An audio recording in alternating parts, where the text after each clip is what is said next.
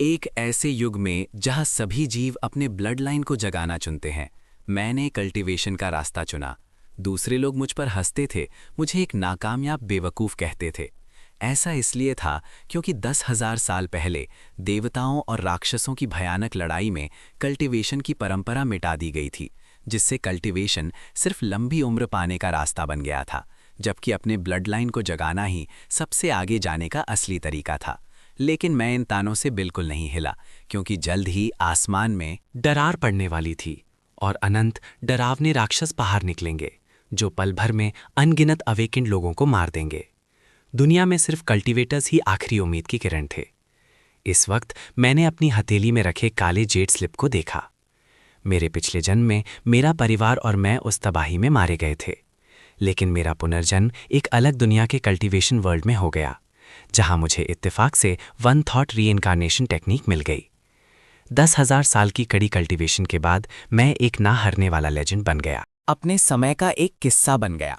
लेकिन इतनी कड़ी कल्टीवेशन के बाद भी मैं अमर होने के बाद हेवनली डीमन के आने से एक दिन पहले लौटना चाहता था, ताकि मैं उन लोगों को बचा सकूं जिन्हें मैं बचाना चाहता था।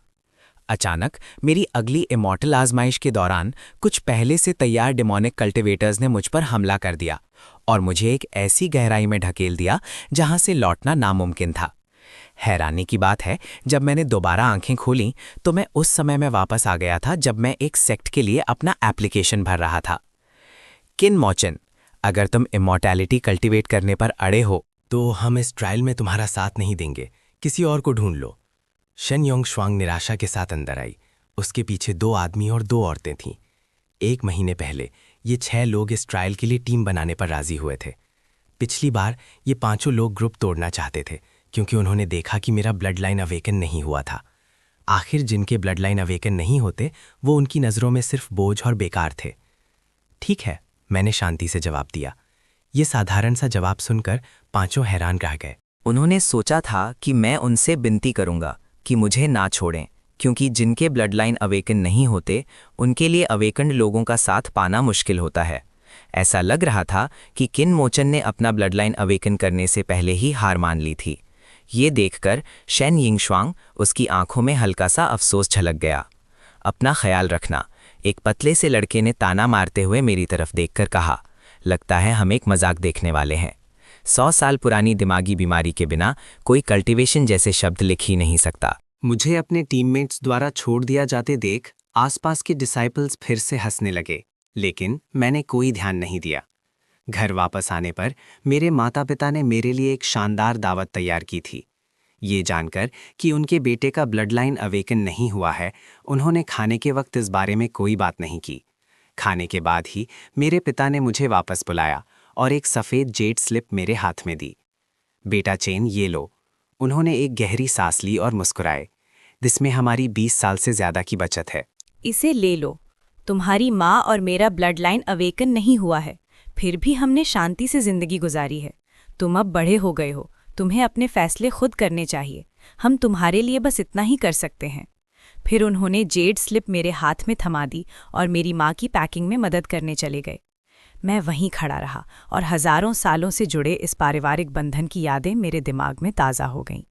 यादें और सच्चाई आपस में मिल गईं। उस पल मेरे हाथ में वो जेड स्लिप बहुत भारी महसूस हुई। मैं इस जीवन में इतिहास को दोहराने नहीं दूंगा। क्योंकि इस दुनिया की स्पिरिचुअल एनर्जी बहुत कम है। कोई सिर्फ दुर्लभ और कीमती चीज़ों की स्पिरिचुअल एनर्जी को एब्जॉर्ब करके ही कल्टीवेट कर सकता है। खजाने खरीदने के लिए स्पिरिट स्टोन्स की ज़रूरत होती है। इसीलिए मैंने अपने पिता से कोई हिचकिचाहट नहीं दिखाई और तुरंत स्पिरिट स्टोन्स लेकर शहर चला गया।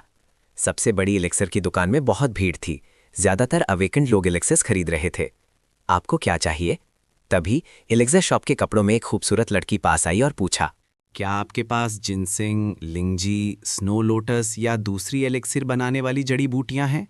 उसके सवाल से मैं तुरंत हैरान हो गया। आजकल लगभग सभी लोग तैयार एलेक्सिर्स खरीदते हैं। अब एलेक्सिर बनाने वाली जड़ी बूटियां कौन खरीदता है? मैंने जवाब दिया, हाँ, हमारी एलेक्सिर शॉप में एक अलग हिस्सा है जहां सिर्फ एलेक्सिर बनाने वाली जड़ी बूटियां बेची जाती हैं। शायद आपको वहां वो मिल जाए जो आपको चाहिए। फिर वो मुझे एक ऐसी जगह ले गई जहां जड़ी बूटियों की खुशबू भरी हुई थी। पिछले हिस्से के विपरीत ये जगह सुनसान थी। एक बूढ़े आदमी ने चश्मा पहने वो बूढ़ा आदमी चुपचाप लकड़ी की टेबल पर बैठा पुरानी किताबें पढ़ रहा था। ओल्ड हुआ, इस ग्राहक को जड़ी बूटियां खरीदनी हैं, उस लड़की ने सम्मान से कहा। आप संभाल लीजिए, मैं अपना काम करती हूं। उस बूढ़े आदमी ने सर हिलाया, फिर किताब नीचे रखी और मेरी तरफ देखा।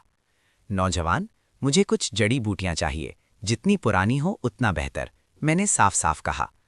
आजकल बहुत कम लोग जड़ी बूटियां खरीदते हैं। बूढ़े आदमी ने एक स्क्रोल देखा और कहा, ये लिस्ट है। मैंने कहा, मुझे असली चीजें देखनी है। मैंने एक गैनोडर्मा लूसिडम, एक स्नो लोटस और एक 10,000 साल पुराना जिनसिंग एसेंस चुना। बूढ़ा आदमी थोड़ा हैरान था। आजकल ऐसे कम ही नौजवान हैं जो इन दुर्लभ जड़ी बूटियों को पहचान सकते हैं। फिर वो उठा और अपने पीछे की स्पिरिटवुड कैबिनेट से 3 सुंदर स्पिरिट बॉक्स निकाले। तीनों स्पिरिचुअल जड़ी बूटियों से निकलती हल्की स्पिरिचुअल एनर्जी को महसूस करके मैंने उनकी कीमत स्पिरिट स्टोन्स में पूछी। एक जड़ी बूटी की कीमत 3,50,000 स्पिरिट स्टोन्स थी और तीनों की कुल कीमत 10,50,000 स्पिरिट स्टोन्स होगी। मैंने हल्के से तेवर चढ़ाए, काउंटर की तरफ देखा और कहा कि मेरे पास सिर्फ 5 लाख से थोड़े ज्यादा स्पिरिट स्टोन्स बचे हैं, जो सिर्फ एक खरीदने के लिए काफ़ी हैं। एक पल सोचने के बाद मैंने उस बूढ़े आदमी से कुछ और थोड़ी सस्ती जड़ी बूटियां लाने को कहा। उन्हें ध्यान से देखने और उनके असर और कीमत की तुलना करने के बाद मुझे 3,50,000 बहुत महंगा लगा। जेड मैरो फ्रूट की कीमत सिर्फ 10,000 स्पिरिट स्टोन्स थी। 10,000 साल पुराने गिनसिंग एसेंस का असर 20 जेड मारो फ्रूट्स के बराबर था। 10,000 साल पुराने गिनसिंग एसेंस की उम्र और दुर्लभता को देखते हुए इसकी कीमत ज़्यादा से ज़्यादा 2.5 लाख स्पिरिट स्टोन्स होनी चाहिए। मैंने धीरे से कहा। ये सुनकर उस बूढ़े आदमी की आंखें चमक उठीं। जवान हो लेकिन जानकार हो, लेकिन ये सुनसान इलाके का जंगली 10,000 साल पुराना गिनसिंग एसेंस है। 18 साल की उम्र से पहले इसका नियमित सेवन करने से ब्लड लाइन अवेकन होने की संभावना बढ़ जाती है। सिर्फ इस एक बात के लिए ही इसकी कीमत कम से कम 1 लाख स्पिरिट स्टोन्स बढ़ जाती है। बूढ़े आदमी ने एक तरफ इशारा किया और कहा, वो कल्टिवेटेड जिनसेंग एसेंस है। अगर तुम कल्टिवेटेड जिनसेंग एसेंस लेते हो तो मैं तुम्हें वो 1 लाख स्पिरिट स्टोन्स में दे सकता हूँ। मैंने उस पर एक नज़र डाली और सर हिला दिया। उसमें कोई स्पिरिचुअल एनर्जी नहीं है और वो मेरे लिए बेकार है। तभी एक अधेड़ उम्र का कल्टिवेटर, जिसके चेहरे पर घाव के निशान थे और जो दिखने में खतरनाक लग रहा था, स्पिरिट मेडिसिन शॉप में घुसा। उसने आते ही अपना स्टोरेज बैग काउंटर पर रख दिया। बैग से खून की कुछ बूंदें टपक रही थीं। बूढ़े आदमी ने स्टोरेज बैग खोला और उसमें से खून से सने डीमन बीस्ट्स का एक ढेर निकाला। बढ़िया माल लाए हो, बूढ़े आदमी ने तारीफ की। बुरा नहीं है, हमें 2 4th टियर डीमोनिक बीस्ट्स मिले और मेरे कई साथी मारे गए। वो अधेड़ आदमी मुस्कुराया, उसके पीले दांत दिख रहे थे। कुल 20 लाख स्पिरिट स्टोन्स, इन्हें एक स्पिरिट स्टोन जेड स्लिप में बदल दो। मेरे लिए कुछ स्पिरिट लिक्विड तैयार रखना याद से। मैं कल इसे लेने आऊँगा। इतना कहकर वो मुड़ा और बिना पीछे देखे चला गया। आपकी दुकान मटेरियल्स भी लेती है? मैंने हैरानी से पूछा।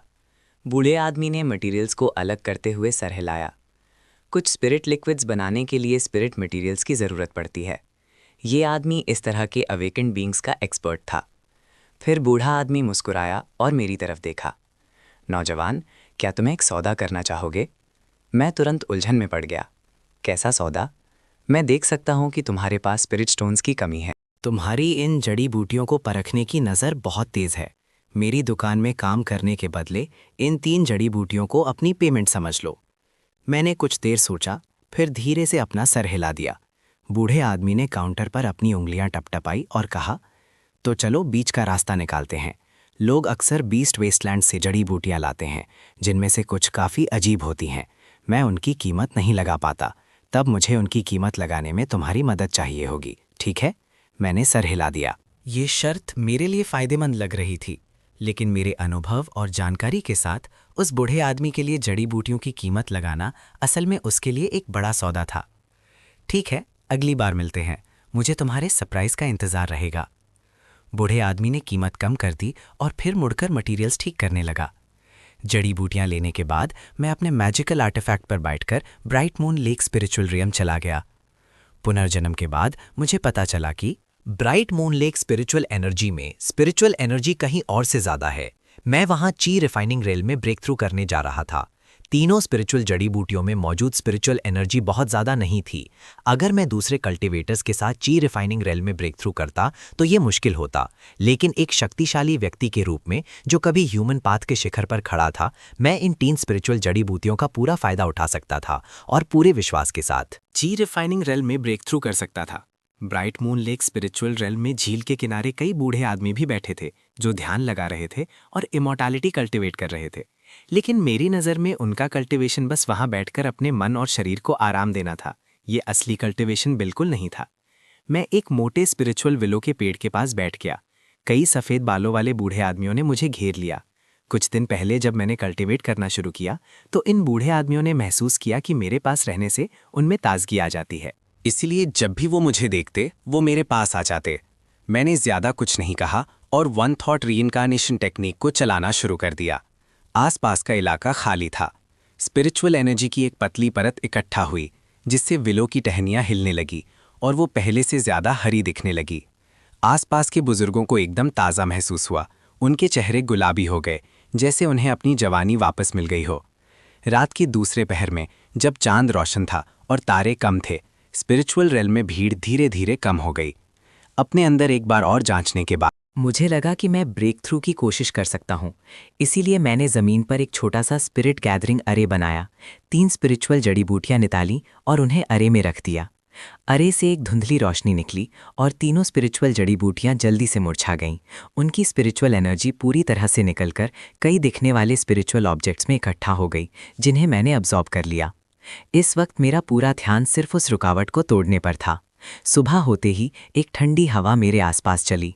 मैंने अचानक अपनी आंखें खोली, एक लंबी सांस छोड़ी और लंबे समय से खोई हुई स्पिरिचुअल पावर को महसूस किया।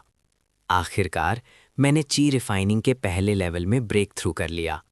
अब मैं कुछ छोटी मोटी टेक्निक्स कर सकता था। धर्मा एक तरह से अपनी रक्षा करने की शक्ति रखता है। पिछले जन्म में मुझे कल्टीवेशन के बारे में कुछ नहीं पता था। 100 साल तक ठोकर खाने के बाद आखिरकार मैं सही रास्ते पर आया। इस जीवन में मुझे हर रेल्म को परफेक्ट करना होगा और फिर से शिखर पर पहुंचना होगा। फिर मैं उठा और वहां से चला गया। उसी वक्त कुछ बुजुर्ग आदमी सुबह की एक्सरसाइज करते हुए वहां आए। ये ज़मीन पर किसने बनाया है? बड़ा दिलचस्प है।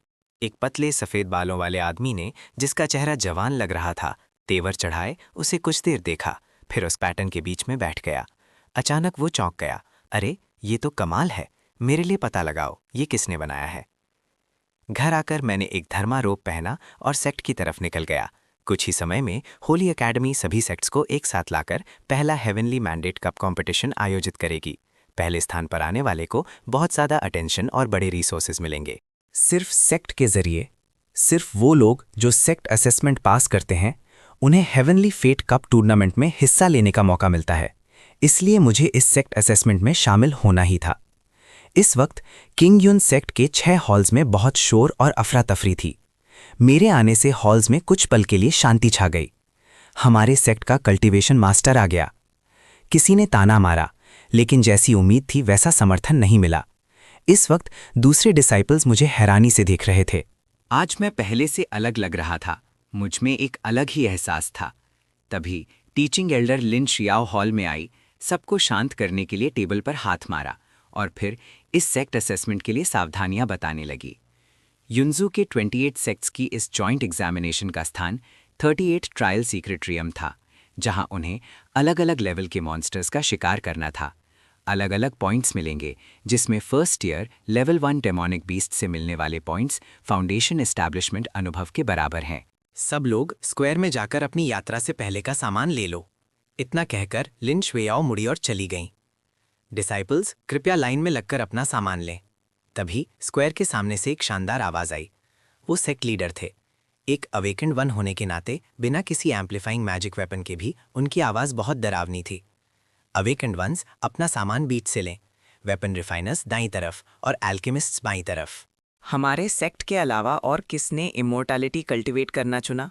जैसा कि सब जानते हैं, सेक्ट असेसमेंट के दौरान अलग अलग चुनाव के नतीजे में अलग अलग रिसोर्स पैक्स मिलते हैं। एक जैसे एलिक्सर्स के अलावा अवेकेंड वंस को होली एकेडमी द्वारा बनाया गया एक स्पिरिचुअल आर्मर का सेट मिलेगा। वेपन रिफाइनर्स, जिन्हें नॉविस वेपन रिफाइनिंग पपेट मिलेगा, उन्हें नॉविस एल्केमी फर्नेस मिलेगा। जहां तक इमॉर्टैलिटी कल्टिवेट करने की बात है, ये सेक्ट असेसमेंट में पहले कभी नहीं हुआ। यहाँ तक कि सेक्ट लीडर को भी नहीं पता था कि इसके साथ कौन सा मैजिक वेपन देना ठीक रहेगा। थोड़ी देर सोचने के बाद वो हंस पड़े। ये इमॉर्टैलिटी कल्टिवेटिंग डिसाइपल अपना सामान लेने मेरे पास आया है। ऐसा सीन आम डिसाइपल्स के लिए अजीब हो सकता है, लेकिन इसका मुझ पर कोई असर नहीं हुआ। मैं शांति से स्टेज पर चला गया। डिसाइपल, अगर तुम अभी भी अपना मन बदलना चाहते हो तो मैं तुम्हें दूसरा मौका दे सकता हूँ। सेक्ट लीडर ने मुझे समझाने की कोशिश की, लेकिन मैंने अपना सर हिला दिया। सेक्ट लीडर ने आह भरी। साय, ये लड़का इतना जिद्दी कैसे हो सकता है?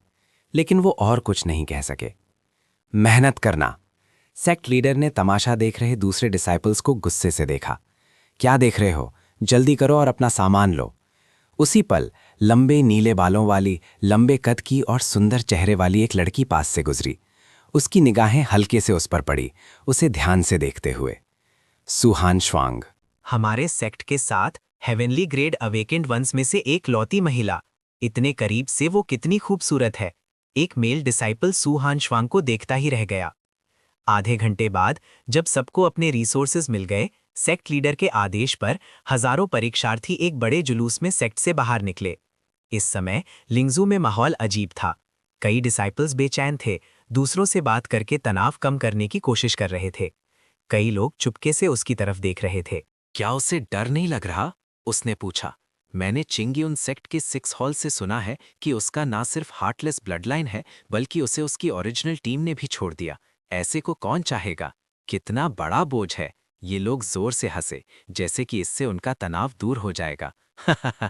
ठीक है, हम number 38 stone forest secret realm पहुंच गए हैं।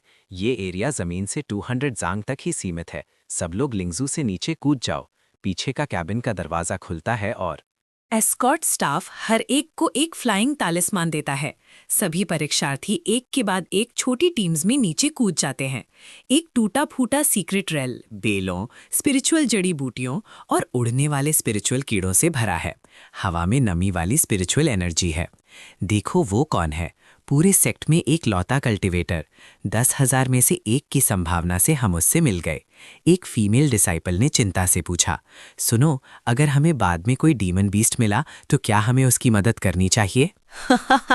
मदद? असेसमेंट में हम मदद कैसे कर सकते हैं? अपने साथी डिसाइपल्स को इसकी रिपोर्ट करने में मदद करेंगे और हमें एक्स्ट्रा पॉइंट्स भी मिल सकते हैं। एक हट्टे कट्टे मेल डिसाइपल ने विश्वास के साथ कहा। जैसे ही वो पांचों बात कर रहे थे, मेरे पीछे के खंडारों से 3 नेदर वुल्फ स्कूट कर बाहर आए। हर एक 10 फीट से ज्यादा ऊंचा और 20 फीट लंबा था। अपने दांत दिखा रहा था और बेहद खतरनाक लग रहा था। लेकिन मुझे उनसे कोई फर्क पड़ता नहीं दिखा और मैं धीरे धीरे आगे बढ़ता रहा। और उन्होंने सीक्रेट रेल में इतनी लापरवाही बरतने की हिम्मत की। वो तो सीधे मौत को न्योता दे रहे थे। भले ही उस तगड़े मेल डिसाइपल ने ऐसा कहा, उसने अपनी स्पिरिट ब्लेड को कसकर पकड़ लिया। किसी भी पल हमला करने के लिए तैयार था। नेदर वुल्व्स स्पिरिट हर्ब से ढकी एक चट्टान पर खड़े थे। उनकी चिंतित ठंडी आंखें आगे खड़ी उस शख्सियत पर टिकी हुई थीं। अचानक वो आगे लपके, लेकिन मैंने सिर्फ तीनों नेदर वुल्व्स पर एक नज़र डाली और ना तो हिला और ना ही उनसे बचा। वो बेवकूफ हमला करने ही वाला था कि खंडारों के पीछे छिपे 5 लोगों ने ये देखा और तुरंत उसे बुरा भला कहा। ये एक नेदरवर्ल्ड वुल्फ था, कोई सेक्ट का पालतू जानवर नहीं। ये तो छोड़ ही दो कि नेदरवर्ल्ड वुल्फ स्पिरिट मैजिक को भी काट सकता था। उसके तेज दांत और पंजे और तेज गति से लपकने पर जो ताकत उसमें होती थी, उसे कम नहीं समझना चाहिए था। अवेकेंड ब्लड लाइन वाले भी अगर नेदरवर्ल्ड वुल्फ से सीधा टकरा जाते तो कुछ देर के लिए हिल नहीं पाते, जबकि जिनके ब्लड लाइन अवेकन नहीं होते वो सीधी टक्कर से मरते नहीं भी तो गंभीर रूप से घायल हो जाते। लेकिन अगले ही पल मैं मुड़ा और अचानक हमला कर दिया। धूम धूम धूम हवा में 3 मुक्के मारे गए और आगे बढ़ रहे तीनों नेदरवर्ल्ड वुल्व्स टोप के गोलों की तरह पीछे जा गिरे। उनमें से एक नेदरवर्ल्ड वुल्फ लुढ़ककर 5 लोगों के ग्रुप के ठीक सामने आ गिरा। उसके मुंह से खून की एक बूंद टपक रही थी। एक पल में वो मर चुका था। उस तगड़े मेल डिसाइपल ने अपने पैरों के पास पड़े फर्स्ट ईयर डीमन बीस्ट को देखा और तुरंत हैरान रह गया। उसने सच में नेदरवर्ल्ड वुल्फ को मार दिया। ये कैसे हो सकता है? किसी ने धीमी आवाज में कहा। ज़ाओगांग, इस आदमी ने ये कैसे किया? एक फीमेल डिसाइपल ने बड़ी बड़ी आंखों से देखा। जाओगांग, वो तगड़ा मेल डिसाइपल, ने मुश्किल से थूक निकला। एक फर्स्ट ईयर डीमन बीस्ट को तुरंत मारने का मतलब कम से कम एक हेवनली ग्रेड अवेकेंड वन होना था। आम awakened ones first year demon beasts को मार सकते थे, लेकिन इसके लिए एक भयानक लड़ाई की ज़रूरत होती। सिर्फ हेवनली ग्रेड अवेकेंड वंस ही अपनी अवेकनिंग स्किल्स का इस्तेमाल करके एक फर्स्ट ईयर डीमन बीस्ट को तुरंत मार सकते थे। उसी पल मैं अपनी ब्लेड से एक नेदरवर्ल्ड वुल्फ के डीमन कोर को निकाल रहा था। फिर उसे अपने स्टोरेज बैग में रख रहा था। बिना पीछे देखे मैं वहां से चला गया।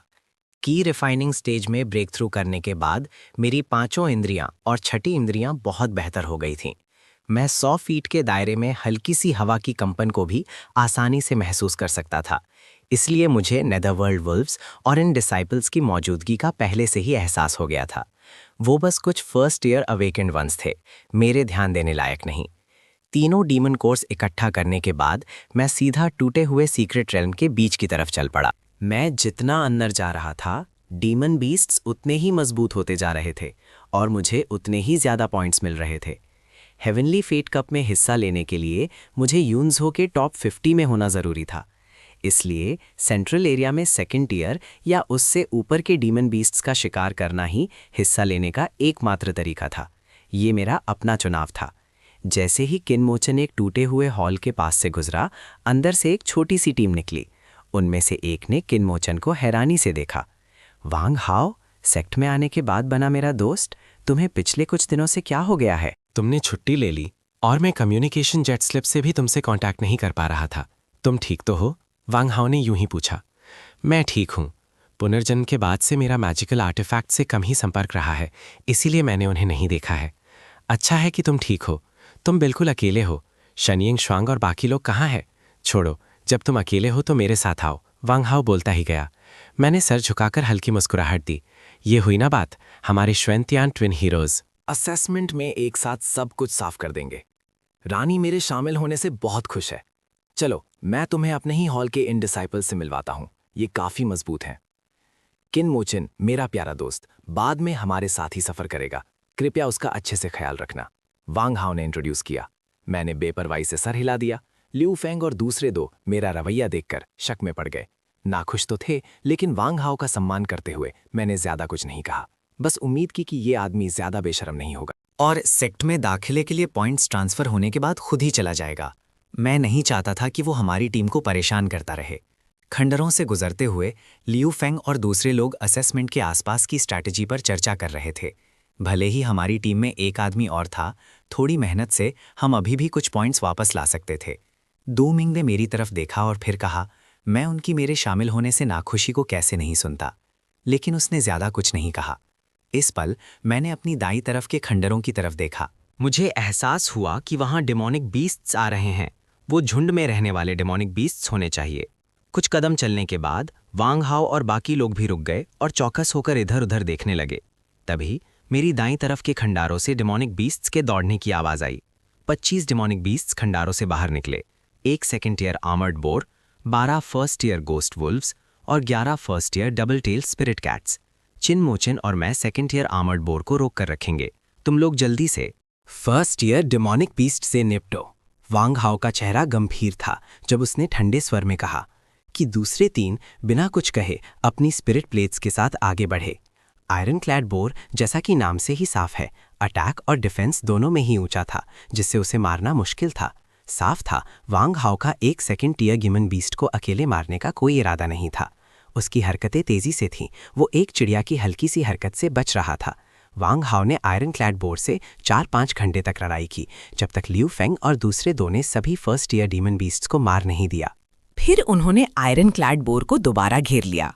आधे घंटे से भी कम समय में उन्होंने सामने आए सभी 18 डीमन बीस्ट्स को मार दिया था, जिससे उन्हें 27 से ज़्यादा पॉइंट्स मिले।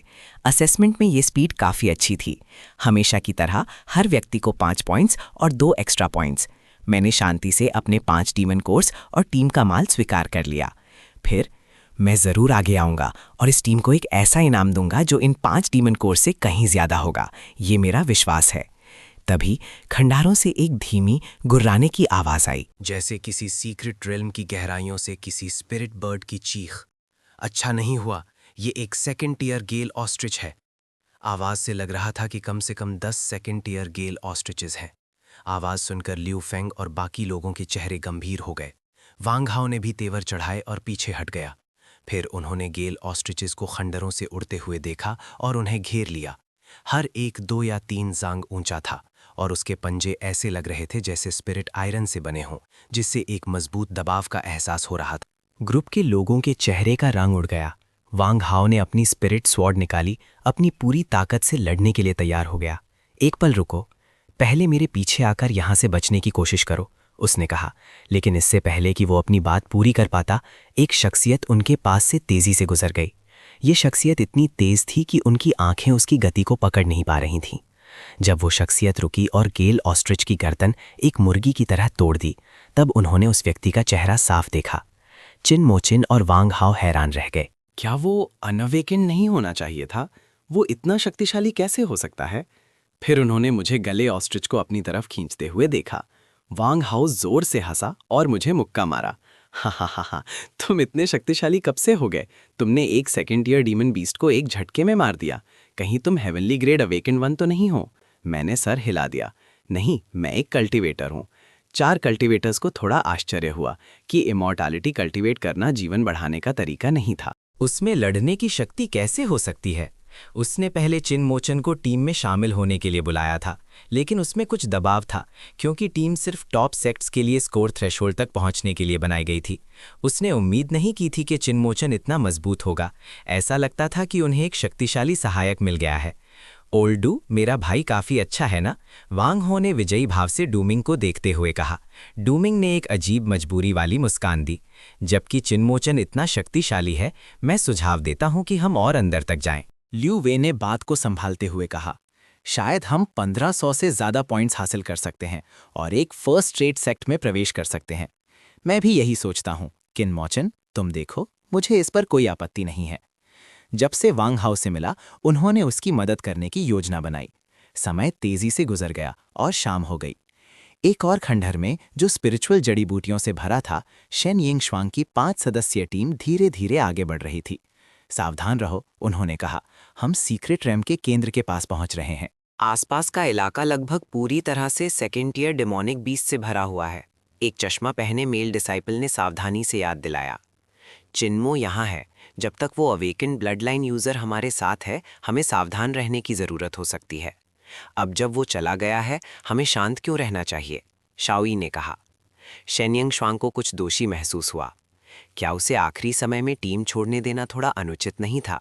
उसने अपना ब्लड लाइन अवेकन नहीं किया है और कल्टिवेशन चुना है। वो इस असेसमेंट को कैसे पास करेगा? एक और फीमेल डिसाइपल चाओ मेन हंसी। मेरी प्यारी मिस शेन, तुम फिर से बहुत दयालु हो रही हो। तभी आगे कुछ हरकत हुई। लिनफेंग ने धीरे से चेतावनी दी। ग्रुप तुरंत चुप हो गया और चौकस होकर आगे देखने लगा। उन्होंने देखा, एक विशाल जानवर आगे के खंडहरों से निकल कर आया। ये जानवर लगभग 3 जांग ऊंचा था, एक इंसान जितना ऊंचा, और पूरी तरह से काला था, जिस पर 2 सुनहरी धाराएं थीं। ये एक 3rd टियर डीमन बीस्ट था। Golden striped netherworld leopard. ये घायल था। एक हेवनली रैंक अवेकेंड 1 एक 3rd टियर डीमन बीस्ट का शिकार कर रहा था। शाओई और टांगया ने आगे ध्यान से देखा जब वो बाहर आए। जाओमिन की आंखें चमक उठीं। वो भी देखना चाहती थी कि कौन सा हेवनली रैंक अवेकेंड 1 एक 3rd टियर डीमन बीस्ट का शिकार कर रहा है। अगर वो उसके सेक्ट से कोई होता तो वो बाहर जाकर जान पहचान बना सकती थी। ये चिन मोचिन था। जाओमिन चिन मोचिन को उन 5 लोगों में देखकर हैरान रह गई जो बाहर निकले थे। इस आदमी की किस्मत सच में अच्छी है। वो लियूवे और दूसरों के साथ है? शन यंग श्वांग ने पूछा। शाओई ने सर हिलाया। वो सब हमारे सेक्ट के अवेकेंड वंस हैं। उनकी टीम शायद हमारे सेक्ट में टॉप 3 में भी हो सकती है। चिन मोचिन सच में किस्मत वाला है जो उनकी टीम में शामिल हो गया, शन यंग श्वांग ने हल्की जलन के साथ कहा। मैं सिर्फ वांग हाओ को जानती हूँ। मुझे उम्मीद नहीं थी कि दूसरे इतने शक्तिशाली होंगे। टांगया ने अपनी जीभ चटकाई। ये लोग सच में हिम्मत वाले हैं। एक 3rd टियर डेमोनिक बीस्ट का शिकार करने की हिम्मत कर रहे हैं। चलो देखते हैं। ग्रुप तेजी से उनके पीछे भागा। आज उन्होंने काफ़ी डेमोनिक बीस्ट्स का शिकार किया था, ज़्यादातर 2nd टियर और 1st टियर। शाम तक ही उन्हें एक 3rd टियर डेमोनिक बीस्ट मिला था। उन्होंने खुद हमला किया और उसे गंभीर रूप से घायल कर दिया। अचानक इस गोल्डन स्ट्राइप नेदरवर्ल्ड लेपर्ड ने मरने से पहले अपनी शक्ति दिखाई और भाग गया। सावधानी से एक ऊंची दीवार को पार करते हुए मैंने आगे बढ़ रहे वांगहाओ को पकड़ लिया। ये देखकर कि गोल्डन स्ट्राइप नेदरवर्ल्ड लेपर्ड, जिसे मैं लब्बत पकड़ लिया था, फिर से भागने वाला था, मैंने पूछा, तुम क्या कर रहे हो? वांग हाओ ने उलझन में चिन मोचिन को देखा। चिन मोचिन ने कुछ नहीं कहा, लेकिन हवा के टूटने की एक तेज आवाज आई जो सुनहरी सूर्यास्त को दर्शा रही थी। रोशनी की एक धार हवा में से गुजरी, गोल्डन पैटर्न्ड नेदरवर्ल्ड लेपर्ड को खंडारों से चिपका दिया। वांग हाओ चौंक कर हाँफने लगा। अगर चिन मोचिन ने उसे पीछे नहीं खींचा होता तो वहीं पर खून बह गया होता। भले ही असेसमेंट में उम्मीदवारों को पॉइंट्स चुराने से मना नहीं था, लेकिन दूसरों की सुरक्षा की परवाह किए बिना इतनी खुलेआम चोरी करना कम ही होता था। कौन था वो? वांग हाओ ने गुस्से से उस दिशा में देखा जहां से स्पिरिट ब्लेड आई थी। खंडरों से 3 लोग निकले, 3 नौजवान, भूरे काले कपड़ों में, तियानश्वन सेक्ट के सदस्य। लियू वे, तियानश्वन सेक्ट का एक हेवनली रैंक अवेकेंड उनमें से एक था। दूसरों ने उन्हें तुरंत पहचान लिया। तुम लोग यहाँ क्या कर रहे हो? तुम्हारे तेवर देखकर लगता है कि तुम हमारा शिकार चुराने वाले हो। ज़ू ज़िक्सवान अपने बालों के साथ सूरज जैसा सुंदर लग रहा था, लेकिन अब वो घमंड से भीड़ को घूर रहा था। ज़ू ज़िक्सवान की बातें सुनकर वांग हाओ तुरंत भड़क गया। तुम्हारा मतलब क्या है? हमारा शिकार? हमने साफ साफ इस गोल्डन स्ट्राइप्ड नेदरवर्ल्ड लेपर्ड को घायल करके यहाँ तक पीछा किया है। ज़ू ज़िक्सवान ने शांत मुस्कान के साथ कहा, खंडहरों से चिपके हुए लेपर्ड की तरफ इशारा करते हुए। वो स्पिरिट सूट किसकी है? वांग हाओ एक पल के लिए चुप हो गया, गुस्से से घूर रहा था। लियू वेई और दूसरे लोगों को भी एहसास हो गया कि दूसरी पार्टी उनका शिकार चुराना चाहती है, इसलिए उन्होंने अपनी मुट्ठियां बंद कर लीं। दूसरी पार्टी हेवनली प्रोफाउंड सेक्ट से एक हेवनली ग्रेड अवेकेंड थी। अगर वो सब एक साथ हमला करते तो भी शायद वो उसका मुकाबला नहीं कर पाते। इस जानवर को स्पिरिट सोड से मारकर चिपकाया गया है, और जबकि ये स्पिरिट सोड मेरी है तो ये जानवर भी ज़रूर मेरा है। ज़ू ज़िक्सवान ने उनके गुस्से भरे घूरने को नज़रअंदाज किया, दीवार से चिपके गोल्डन स्ट्राइप नेदरवर्ल्ड लेपर्ड के पास गया, स्पिरिट सोड निकाली और नोक की हल्की सी झटके से लेपर्ड के डीमन कोर को दूर कर दिया। तभी एक अंगूठे के आकार का स्पिरिट स्टोन निकला, एक झंझनाहट के साथ खंडहरों से टकराया और फिर वापस उछलकर उस लेपर्ड से टकराया जिसे ज़ाओ ज़िक्सवान इस्तेमाल कर रहा था। स्वान द्वारा हटाए गए डीमन कोर सीधा मेरी तरफ उड़ा। फिर मैंने उसे एक कलाई के झटके से पकड़ लिया। ज़ाओ ज़िक्सवान जैसा उस्ताद? ज़ाओ ज़िक्सवान की आंखें से खुल गईं। उसने ठंडे स्वर में मेरी तरफ देखा। ऐसे हुनर वाला एक आम आदमी? दिलचस्प। ये डीमन बीस्ट मेरा है, इसलिए उसमें फंसी हुई स्पिरिट नाइफ भी मेरी होनी चाहिए। मैंने ज़ू ज़िक्सवान के हाथ में स्पिरिट नाइफ को देखा और धीरे से अपना दाहिना हाथ बढ़ाया, जैसे कह रहा हूं, बहुत समय हो गया है किसी ने मेरे सामने इतना घमंड करने की हिम्मत नहीं की। ज़ू ज़िक्सवान को मजाक आया। उसने धीरे से अपना दाहिना हाथ उठाया। उसके आसपास का तापमान अचानक बढ़ गया और जमीन पर और उसके पैरों के पास की स्पिरिट हर्ब्स तुरंत सूख गईं और जलने लगीं। इतनी शक्ति वाला एक हेवनली ग्रेड अवेकेंड वन, मैं तुम्हें एक और मौका दूंगा। मैंने दोनों हाथों से डेमन कोर पेश किया और अपनी गलती मानने के लिए घुटनों के बल बैठ गया। ज़ू ज़िक्सवान ने अपने होंठ चाटे। आग उसके दाहिने हाथ के चारों तरफ एक अग्नि नाग की तरह घूम रही थी। वो अपने प्रतिद्वंद्वी को डर कर घुटनों के बल दया की भीख मांगते देखने के भयानक दृश्य का इंतजार कर रहा था। लेकिन मैं शांत रहा और धीरे से अपना सर हिला दिया। ज़रूरत नहीं, खैर तुम्हारा टेस्ट खत्म हो गया। ज़ू ज़िक्सवान ने ताना मारा। उसके हाथ से लिपटी आग एक अग्नि नाग की तरह हिली, उसे फाड़ने के लिए। सावधान रहो। किन मो चेन, वांग हाओ और दूसरे लोग चौंक गए, लेकिन उनकी नज़रों में ऐसे हुनर आग से खेलने वाले बच्चों से भी बचकाने थे। मैंने अपनी उंगली झटकी और एक तेज स्पिरिचुअल रोशनी हवा को चीरती हुई फट पड़ी। पूफ! आग की वो तेज लगने वाली लपेट संपर्क में आते ही आसानी से टूट गई, आसानी से चिंगारियों में बिखर कर नीचे गिर गई। क्या उसने मेरे अग्निनाग को कैसे बिखरा दिया? उसने ये कैसे किया? ज़ू ज़िक्सवान और दूसरे 2 हैरानी से चीमोचिन को देखने लगे। दिलचस्प, मेरी ट्विन ड्रैगन्स डांस को फिर से आजमाओ। ज़ू ज़िक्सवान फायर ड्रैग हैमले के टूटने से गुस्से में ज़ू ज़िक्सवान ने दोनों हाथ उठाए, हर एक आग के नाक से लिपटा हुआ, उसे काटने के लिए तैयार। रुको! सोंग जिंगयुन ने ज़ू ज़िक्सवान का कंधा पकड़ लिया। ज़ू ज़िक्सवान की आग बुझ गई और उसने सोंग जिंगयुन को घूरा। तुम्हारा क्या मतलब है? हम अभी तक सीक्रेट रेल्म के केंद्र तक नहीं पहुंचे हैं। यहाँ अपनी ऊर्जा बर्बाद मत करो। ये सिर्फ एक मामूली 3rd टियर डीमन बीस्ट है। ये उनके लिए कुछ भी नहीं है। ज़ू ज़िक्सवान होश में आया। कमबख्त, मैं लगभग सब कुछ बर्बाद कर चुका था। तुम्हें शुभकामनाएं, यहाँ से दफा हो जाओ। जू जिक्सवन और सॉन्ग जिंगयुन ने जाने के लिए मोड़ा। तभी एक धीमी आवाज फिर से सुनाई दी। मैंने कहा कि तुम जा सकते हो। इससे वांग हाओ और बाकी लोग चौंक गए। हे भगवान, ये हेवनली प्रोफाउंड सेक्ट के हेवनली ग्रेड अवेकनर सब चले गए हैं। तुम अभी भी उन्हें क्यों उकसा रहे हो? जू जिक्सवन, जो अब तक खुद को रोक रहा था, ये सुनकर अब गुस्से में आ गया। वो हंसा। तुम हद से ज्यादा आगे बढ़ रहे हो। मैं अपने ग्रेड्स को जोखिम में डालकर तुम्हें 1 साल के लिए बिस्तर पर लेटा दूंगा, मैंने बेपरवाही से कहा। कोशिश करके देख लो। सॉन्ग जिंगयुन ने तेवर चढ़ाए और दोनों के बीच आ गया। उसने महसूस किया कि चिन मोचन की तरफ स्पिरिचुअल प्रेशर की लहरें बढ़ रही हैं, लेकिन वो सब एक अदृश्य शक्ति द्वारा दबा दी गईं। इस छोटी सी झड़प से सॉन्ग जिंगयुन का चेहरा बदल गया। ये व्यक्ति बहुत शक्तिशाली है। इस समय सॉन्ग जिंगयुन और समय बर्बाद नहीं करना चाहता था, इसलिए उसने अपनी स्पिरिचुअल ब्लेड चिन मोचन को दे दी। तुम संतुष्ट हो? मैंने धीरे से सर हिलाया। अभी के लिए इतना काफी है। याद रखना, अगली बार नहीं होगा। जिंगयुन, मुझे मत रोको। मुझे इस बच्चे को सबक सिखाने दो। जो जिक्सवान एक गुस्से में भरे जानवर की तरह था, लेकिन सॉन्ग जिंगयुन ने उसे मजबूती से पकड़ रखा था। एक स्पिरिचुअल ब्लेड, ये सिर्फ एक चाकू है, उसे रहने दो, सॉन्ग जिंगयुन ने गहरी आवाज में कहा। हम इसे अपने जरूरी काम में देरी नहीं होने दे सकते। आखिर में जो जिक्सवान ने दांत पीसे, अपना गुस्सा पी गया और मुड़कर चला गया। वांग हाओ और दूसरे लोग चिन मोचन की हरकतों से पहले ही हैरान थे। वो जानते थे कि चिन मोचन बहुत शक्तिशाली है, लेकिन उसे एक हेवनली ग्रेड अवेकेंड से सीधे टकराते हुए देखकर और यहाँ तक कि हेवनली ग्रेड अवेकेंड से एक स्पिरिट नाइफ छीन लेने पर उनका सम्मान और भी बढ़ गया।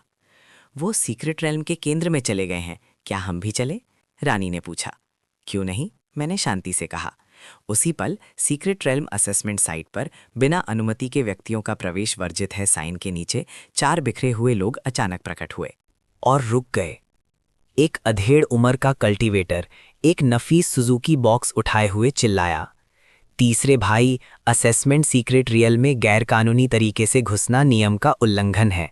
अगर पता चला तो तुम्हें सख्त सजा मिलेगी। एक बिखरे हुए नौजवान, जिसके हाथ पर पट्टियां बंधी हुई थी, हिचकिचाया। अब क्या वक्त है? अगर वो लोग हमें पकड़ लेते हैं तो हम मर जाएंगे। नियमों को तोड़ने से क्या डरना है? इतना कहकर वो अधेड़ उम्र का आदमी नफीस स्पिरिट वुड बॉक्स उठाए हुए 5-6 जांग ऊंचे स्पिरिट नेट के ऊपर से कूद गया और सीक्रेट रिल्म में घुस गया। दूसरे 3 थोड़ी देर हिचकिचाए और उनके पीछे चले गए। उनके घुसने के थोड़ी देर बाद 1 दर्जन से ज्यादा हट्टे कट्टे आदमी वहां आ गए। वेमिंग युआन, वो सीक्रेट रेल में घुस गए हैं, तुम अभी भी उनका पीछा कर रहे हो? उनमें से एक ने पूछा। 1000 साल पुराने स्पिरिट फ्रूट और स्नोफील्ड फ्रूट के अद्भुत औषधीय प्रभाव होते हैं। ये सबसे हल्की सांस को भी बचा सकता है। उसे परिवार में वापस लाना ही होगा। अगले दिन सुबह एक टूटे हुए स्पिरिचुअल रिल्म में वांग हाओ और उसके 3 साथी मॉन्स्टर मटेरियल्स बांट रहे थे। वर्तमान में वांग हाओ और उसके ग्रुप सभी सेकेंड टियर मॉन्स्टर्स को संभाल रहे थे, जबकि मैं सिर्फ 3rd टियर मॉन्स्टर्स का सामना करने पर ही दखल देता था। अचानक खंडहरों से एक टकराव की आवाज आई। असेसमेंट के दौरान साथी डिसाइपल्स की मदद करने से बोनस पॉइंट्स मिलते हैं, इसीलिए वांग हाओ और उसके ग्रुप तुरंत वहां पहुंच गए। शेन यिंगश्वांग, वांग हाओ ने हैरानी से कहा। शेन यिंगश्वांग, जिसके कपड़े फटे हुए थे, ने किसी को अपना नाम पुकारते सुना और आवाज की दिशा में देखा। बोलते ही उसके चेहरे से आंसू टूटे हुए मोतियों की तरह बहने लगे। हमारी टीम कई सेकेंड टियर डिमोनिक बीस्ट से घिर गई थी। मैं बड़ी मुश्किल से अपनी जान बचाकर भागी हूं। शेन यिंगश्वांग की आंखें लाल थीं और वो बारिश में भीगे फूल की तरह रो रही थी।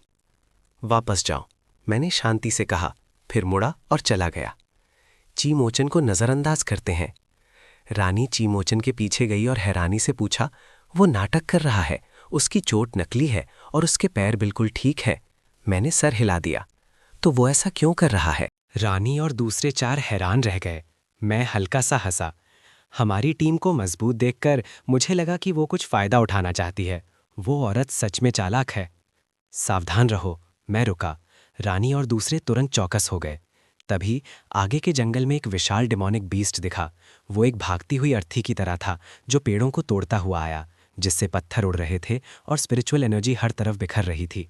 ये एक 3rd टियर डिमोनिक बीस्ट था, ब्लड थर्स्टी डीमन हाउंड। वो घायल है। वैंग हाओ और दूसरे लोगों के चेहरे ये देखकर बदल गए। तुमने अपनी स्पिरिट नाइफ निकाली, उसमें स्पिरिचुअल एनर्जी भरी और उसे फेंक दिया। स्पिरिट नाइफ से एक ठंडी रोशनी निकली और हवा को चीरती हुई आगे बढ़ी। स्पिरिट नाइफ ने ठीक ब्लड थर्स्टी डीमन हाउंड की गर्दन पर निशाना लगाया, उसे पास के जमीन से चिपका दिया। काबू में आया ब्लड थर्स्टी डीमन हाउंड ने एक धीमी कर्कश दहाड़ मारी और छटपटाने लगा। 2 बार वार करने के बाद वो स्थिर हो गया। मैं वहां गया, अपनी स्पिरिट नाइफ वापस ली।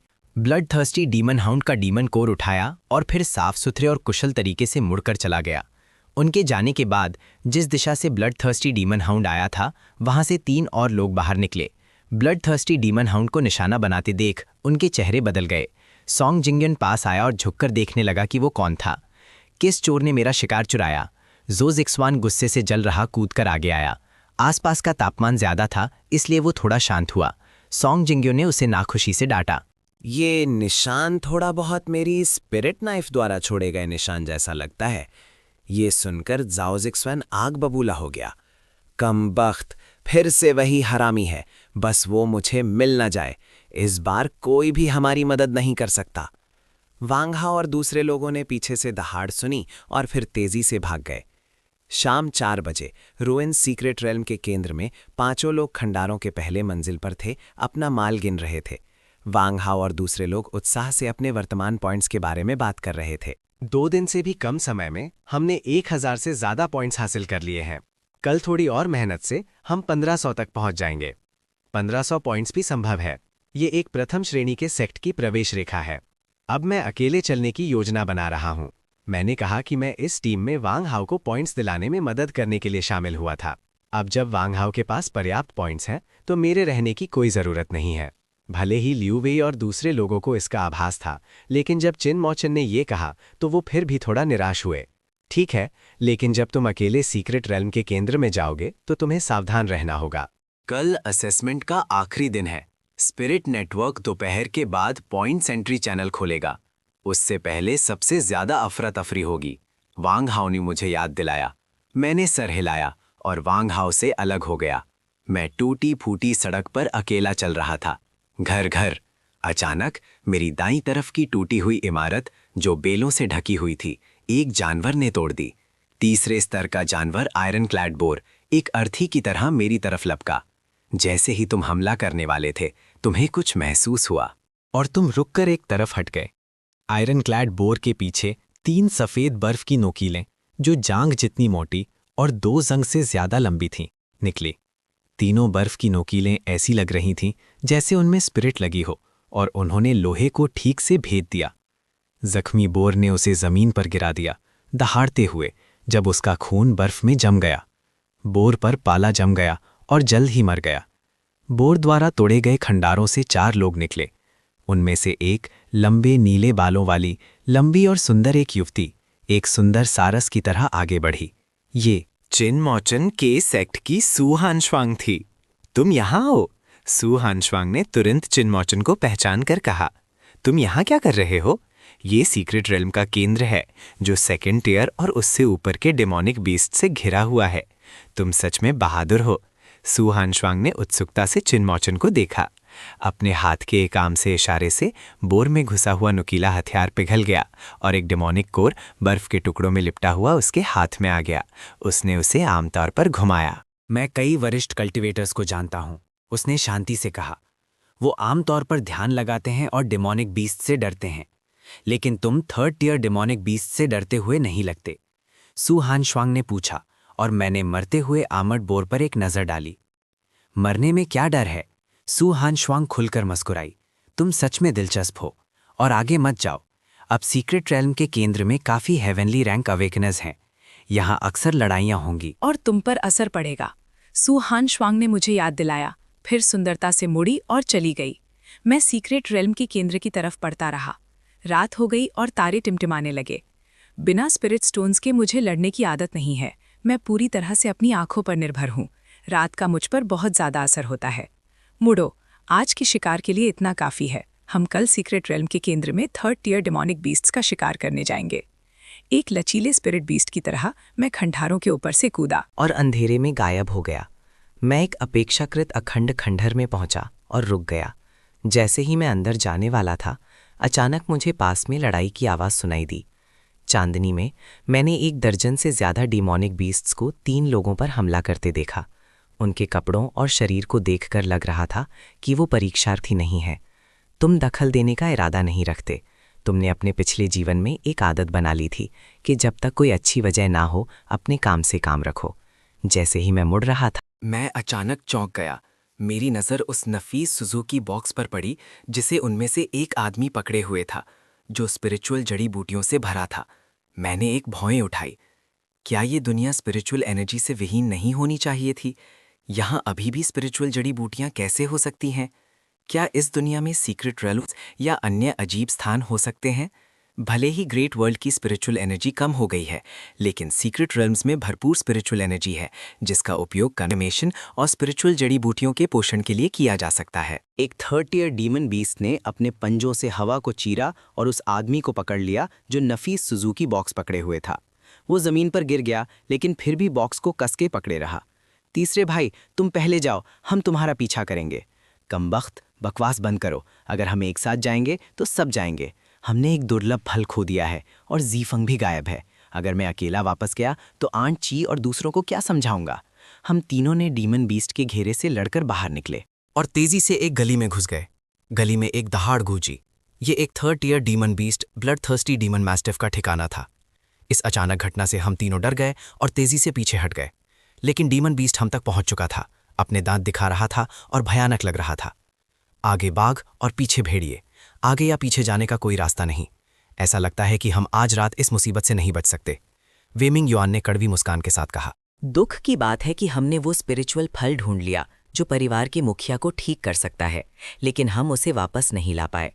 जैसे ही वेमिंग युआन मरने की लड़ाई के लिए तैयार हो रहा था, अचानक उसकी आंखों के सामने एक शख्सियत चमकी। कई भयानक टियर 3 डिमोनिक बीस्ट्स गिर गए। उनका स्पिरिचुअल खून बह रहा था। एक युवक एक स्पिरिचुअल ब्लेड चलाते हुए डिमोनिक बीस्ट्स के बीच कत्लेआम कर रहा था। टियर 3 डिमोनिक बीस्ट्स जिन्होंने उन्हें निरंतर पीछा किया था, इस युवक के हाथों में जंगली कुत्तों की तरह कमजोर थे, जिससे वो उन्हें अपनी मर्जी से काट सकता था। जल्द ही आसपास के सभी टियर 3 डिमोनिक बीस्ट्स मारे गए। धन्यवाद नौजवान, वे मिंगयान ने सच्चे दिल से कहा। मैंने हल्का सा सर हिलाया। मेरी नज़र वे मिंगयान के हाथों में नफीस सुजुकी बॉक्स पर पड़ी। वे मिंगयान का दिल बैठ गया। क्या ये नौजवान भी एक डाकू हो सकता है जिसके पास उसका अजीब स्पिरिचुअल फल था? क्या ये सच में पैसा भेड़िए के मुंह से गिरकर बाघ के मुंह में गिरने जैसा मामला है? छोटे भाई, तुम एक परीक्षार्थी लगते हो। क्या मैं तुमसे परीक्षा के बाद एक मदद मांग सकता हूँ? मैं शांति से कहा, तुम कहते हो कि मैं यूनजू के वी परिवार से वी मिंगयॉन हूं। इस बॉक्स में एक दुर्लभ फल है। मैं चाहता हूं कि तुम इस स्पिरिचुअल बॉक्स को 10 दिनों में वी परिवार तक पहुंचा दो। बेशक हम तुम्हें भरपूर इनाम देंगे। मुझे उम्मीद है कि ये नौजवान मेरी स्थिति और वादा किए गए इनाम को देखते हुए मुझे नुकसान नहीं पहुंचाएगा। विदेशी देश नाम सुनकर मैंने हल्का सा तेवर चढ़ाया। ये एक अनजान नाम था। मैंने इसे अपने पिछले या वर्तमान जीवन में कभी नहीं सुना था। ये देखकर कि मैंने इसके बारे में कभी नहीं सुना था। वे मिंग युआन ने समझाया, ये एक स्पिरिचुअल फल है जो सीक्रेट रेल्म के अंदर स्पिरिचुअल मार्शल आर्ट से ढके गहरे जंगल में कुछ अजीब स्पिरिचुअल पेड़ों पर उगता है। इस फल के कई चमत्कारी प्रभाव हैं, जैसे सभी बीमारियों को ठीक करना और शक्ति बढ़ाना आदि। वे मिंग युआन ने आगे कहा, लेकिन स्पिरिचुअल धुंध जंगल को ढकती है। ये जगह खतरनाक है, जहाँ अनगिनत शक्तिशाली डिमोनिक बीस्ट्स हैं। यहाँ तक कि एक शक्तिशाली हेवनली रैंक अवेकेंड भी लापरवाही नहीं कर सकता। मैंने समझ में सर हिलाया और कहा, मैंने अभी तुम्हें कहते सुना कि तुम परिवार के मुखिया की चोट ठीक करने के लिए एग्जॉटिक फ्रूट ढूंढ रहे हो। वे मिंग युआन ने सर हिलाया। ये सही है, मुझे भी कुछ चिकित्सा ज्ञान है। अगर तुम्हें कोई ऐतराज ना हो तो मैं तुम्हारी चोट ठीक कर सकता हूँ। इनाम के रूप में मुझे ये एग्जॉटिक फ्रूट चाहिए, मैंने साफ साफ कहा। ये सुनकर वे मिंग युआन ने कड़वी मुस्कान दी। तो आखिर में मैं अभी भी इस एग्जॉटिक फ्रूट के पीछे हूँ। छोटे भाई, तुमने आज हमारी जान बचाई। मैं तुम्हारे एहसान का बदला चुकाने के लिए अत्याचार सहने को तैयार था। जबकि तुम्हें एग्जॉटिक फ्रूट की ज़रूरत है, तो इस फल का उपयोग तुम्हारे एहसान का बदला चुकाने के लिए किया जा सकता है। फिर उसने मुझे नफीस स्पिरिट वुड बॉक्स दे दिया। मैंने हाथ बढ़ाकर उसे ले लिया। जबकि मैं बोल चुका हूँ, मैं असेसमेंट के बाद ज़रूर वे परिवार जाऊँगा। छोटे भाई, तो फिर हम अलग हो गए। वेई मिन युआन ने अपने हाथ जोड़कर सलाम किया और जाने से पहले कहा, चन परिवार भी इस फल पर नजर रखे हुए है। अब जबकि ये तुम्हारे पास है, सावधान रहना।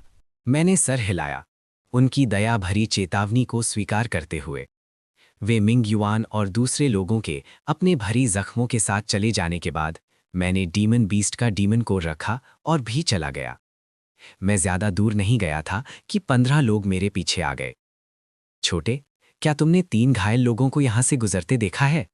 मैंने सर हिला दिया। कमबख्त, वो 3 इतनी तेजी से कैसे भाग सकते हैं? आगे चल रहे हट्टे कट्टे आदमी ने गाली दी। भाई युआंग, इस बच्चे के हाथ में स्पिरिट कोर देखो।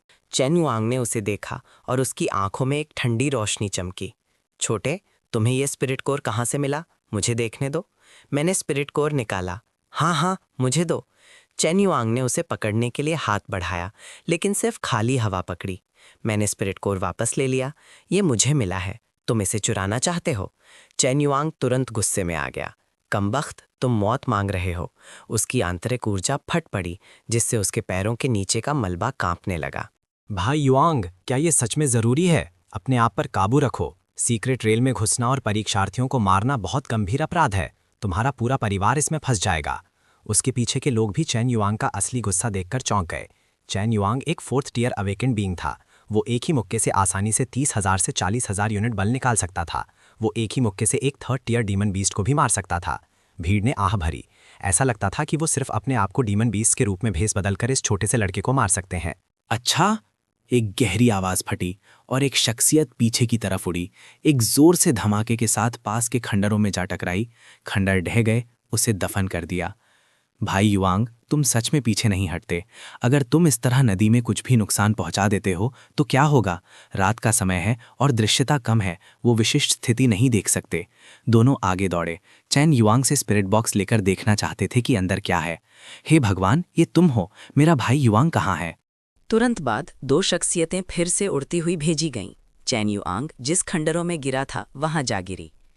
मैं थोड़ा जंग लग गया हूं, मैं अपना शरीर खींचूंगा। The azure 9 transformations azure insect sect की एक बुनियादी परिचयात्मक पुस्तिका है। मैं पहले एक ही लाट सितारे तोड़ सकता था, भले ही मैं अब उस स्टार पर नहीं हूं, लेकिन कुछ अवेकेंड वन से निपटने के लिए ये काफ़ी है। दूसरे लोग हैरान रह गए। ये परीक्षार्थी इतना शक्तिशाली कैसे हो सकता है? कोई चिल्लाया और बाकी के 1 दर्जन से ज्यादा लोग सब आगे बढ़ गए। Bang bang bang! अगले ही पल सभी 1 दर्जन से ज्यादा लोग हवा में उड़ गए और खंडारों में जा टकराए। चीखें उठने और गिरने लगीं। मैं वहां गया जहां चेन युआंग दफन था। चेन युआंग धूल से सना हुआ था और मिट्टी और रेत थूक रहा था। वो जानता था कि उसने गड़बड़ करती है और एक लोहे की प्लेट से टकरा गया है। वो जानता था कि वो उस नौजवान को कभी नहीं हरा सकता। अचानक उसने मुझे उसे घूरते हुए देखा और डर गया। तुम क्या करना चाहते हो? क्या तुम इस ग्रुप के लीडर हो? मैंने चेन युआंग के सवाल को नज़रअंदाज किया और बेपरवाही से पूछा। चेन युआंग ने जल्दी से सर हिलाकर कहा, नहीं नहीं नहीं। मैंने हल्का सा तेवर चढ़ाया और एक और आदमी को मलबे से बाहर खींचकर पूछा, तुम्हारा लीडर कौन है? दूसरे आदमी ने कोई जवाब नहीं दिया और बस चेन युआंग को देखता रहा। चेन युआंग के माथे पर ठंडा पसीना आ गया। मुझे माफ़ कर दो। चेन युआंग थुड़ से घुटनों के बल बैठ गया। वो लचीला था और कमज़ोर के सामने घमंडी हो सकता था, लेकिन शक्तिशाली के सामने विनम्र। मैंने इस मामले को आगे नहीं बढ़ाया, लेकिन अपना हाथ उठाया और एक हैंड सील बनाया। मैंने चेन युआंग के माथे को छुआ और एक सुनहरी स्पिरिचुअल रोशनी की किरण चमकी। मुझे एक ठंडक मेरे भौहों में घुसती हुई महसूस हुई और तुरंत ऐसा लगा जैसे हजारों चींटियां मेरी खोपड़ी को कुतर रही हैं। उसने अपना सिर पकड़ लिया, जमीन पर लुढ़क गया और लगातार चीखता रहा। थोड़ी देर बाद चेन युआंग ने आखिरकार छटपटाना बंद कर दिया। उसकी आवाज़ कमज़ोर थी और उसका पूरा शरीर कांप रहा था। तुमने मुझ पर कौन सी चाल चली?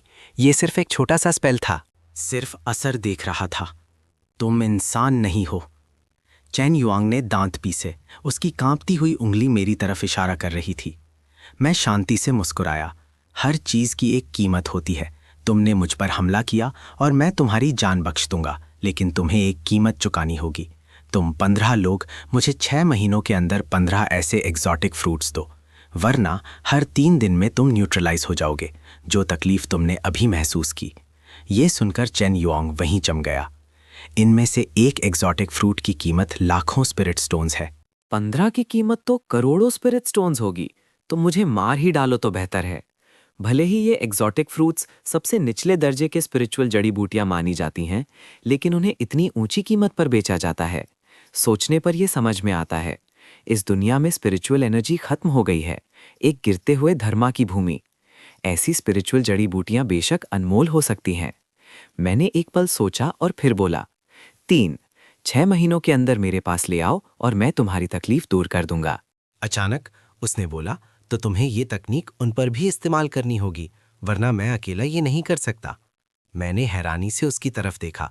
वो एक कल्टीवेटर होने के लिए काफी निर्दयी था। ज्यादा कुछ कहे बिना मैंने सोल डिवॉरिंग टेक्निक का इस्तेमाल किया और उन्हें एक कम्युनिकेशन टैलिस्मान छोड़ दिया, ताकि वो एग्जॉटिक फ्रूट हासिल करने के बाद मुझसे संपर्क कर सकें। फिर मैं चला गया। एक अपेक्षाकृत अखंड टूटी हुई स्पिरिचुअल टावर पर मैंने स्पिरिचुअल बॉक्स से एग्जॉटिक फ्रूट निकाला और अपनी स्पिरिचुअल पावर से एक स्पिरिट गैदरिंग अरे बनाया। मैंने एग्जॉटिक फ्रूट को अरे में रखा, पैरों को मोड़कर बैठा और कल्टीवेट करना शुरू कर दिया। अरे गूंजने लगा और एक स्पिरिचुअल रोशनी की झलक चमकी। स्पिरिचुअल एनर्जी की धारियां मेरे शरीर में समा गईं, जिससे मुझे ताजगी महसूस हुई। लेकिन एक्सॉटिक फ्रूट मेरे अवशोषण के नीचे जल्दी से मुरझा गया। ची रिफाइनिंग के पहले लेवल के मध्य स्तर तक भी नहीं पहुंच पाया। मैं एक्सॉटिक फ्रूट के प्रभाव से बहुत संतुष्ट नहीं था। जबकि एक एक्सॉटिक फ्रूट था, क्या वहां और भी कीमती स्पिरिचुअल जड़ी बूटियां थीं? जहां ये उगता था, असेसमेंट के बाद मुझे वापस जाकर इसके बारे में और जानना चाहिए। अगर ऐसा है तो 1 साल के अंदर गोल्डन कोर स्टेज तक ब्रेक थ्रू करना बहुत आसान हो जाएगा। जैसे ही सुबह हो रही थी, मैं सीक्रेट रेल्म के केंद्र की तरफ बढ़ा और एक टूटे हुए स्पिरिचुअल केंद्र में पहुंचा। केंद्र स्पिरिचुअल खून और स्पिरिचुअल जड़ी बूटी के रस की गंध से भरा था, जो इस बात का संकेत था कि हाल ही में एक भयानक लड़ाई हुई थी। स्पिरिचुअल एनर्जी के टकराने की 2 आवाज़ें खंडारों में गूंजी। एक स्पिरिट सोर्ड मेरे पास से गुजरी, मेरा साथी अकेला। उसके पीछे एक नीले रोब में एक मेल डिसाइपल एक स्पिरिट नाइफ लिए हुए था। उसने मुझे ऊपर से नीचे तक देखा। क्या एक अवेकेंड वन भी नहीं? उस आदमी ने गाली दी। एक मच्छर भी मांस ही होता है।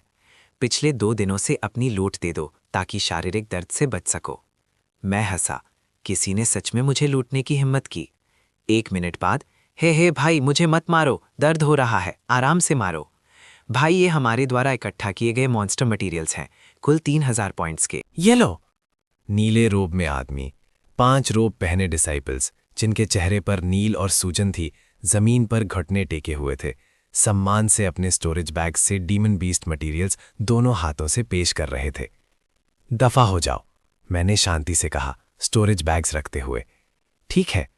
5 नील और सूजन वाले आदमी, जैसे उन्हें माफी मिल गई हो, भाग गए। मैं आगे बढ़ता रहा। चारों तरफ लड़ाई की आवाजें और डीमन बीस्ट्स की चीखें गूंज रही थीं, साथ ही स्पिरिचुअल एनर्जी की चटकने की आवाज भी। अचानक एक जानवर जैसी आकृति मेरे सामने आई। एक डीमन बीस्ट ढह गए खंडरों से निकला। एक 3rd tier demon beast, silver armoured rhinoceros. तभी 8 बर्फ की नोकीलें निकली, जो सिल्वर आर्मर्ड राइनोसरस पर ठीक निशाना लगाईं। अचानक एक आधा बाघ आधा इंसान जैसी आकृति आई और बेधबे सिल्वर आर्मर्ड राइनोसरस पर भयानक हमला किया। फिर 3 और लोग दिखे और 3rd tier silver armoured rhinoceros को मारने के लिए एक साथ हो गए। मैं एक तरफ खड़ा था, थोड़ा हैरान। यहाँ सुहान श्वांग से फिर से मिलने की उम्मीद नहीं थी। इस समय सुहान श्वांग ने भी मुझे देखा और तुरंत नाखुशी से तेवर चढ़ाए। ओह, तुम सलाह क्यों नहीं सुनते? मैंने तुमसे कहा था कि सीक्रेट रेल्म के केंद्र में मत आओ, लेकिन तुम फिर भी आ गए। तुम्हारी हिम्मत सच में असाधारण है। हे, हथियार बनाने वाले की जगह इमॉर्टल कल्टिवेशन चुनना तुम्हारी प्रतिभा की बर्बादी है। शाओ जिंगहुआन ने मेरी हिम्मत की काफ़ी तारीफ की।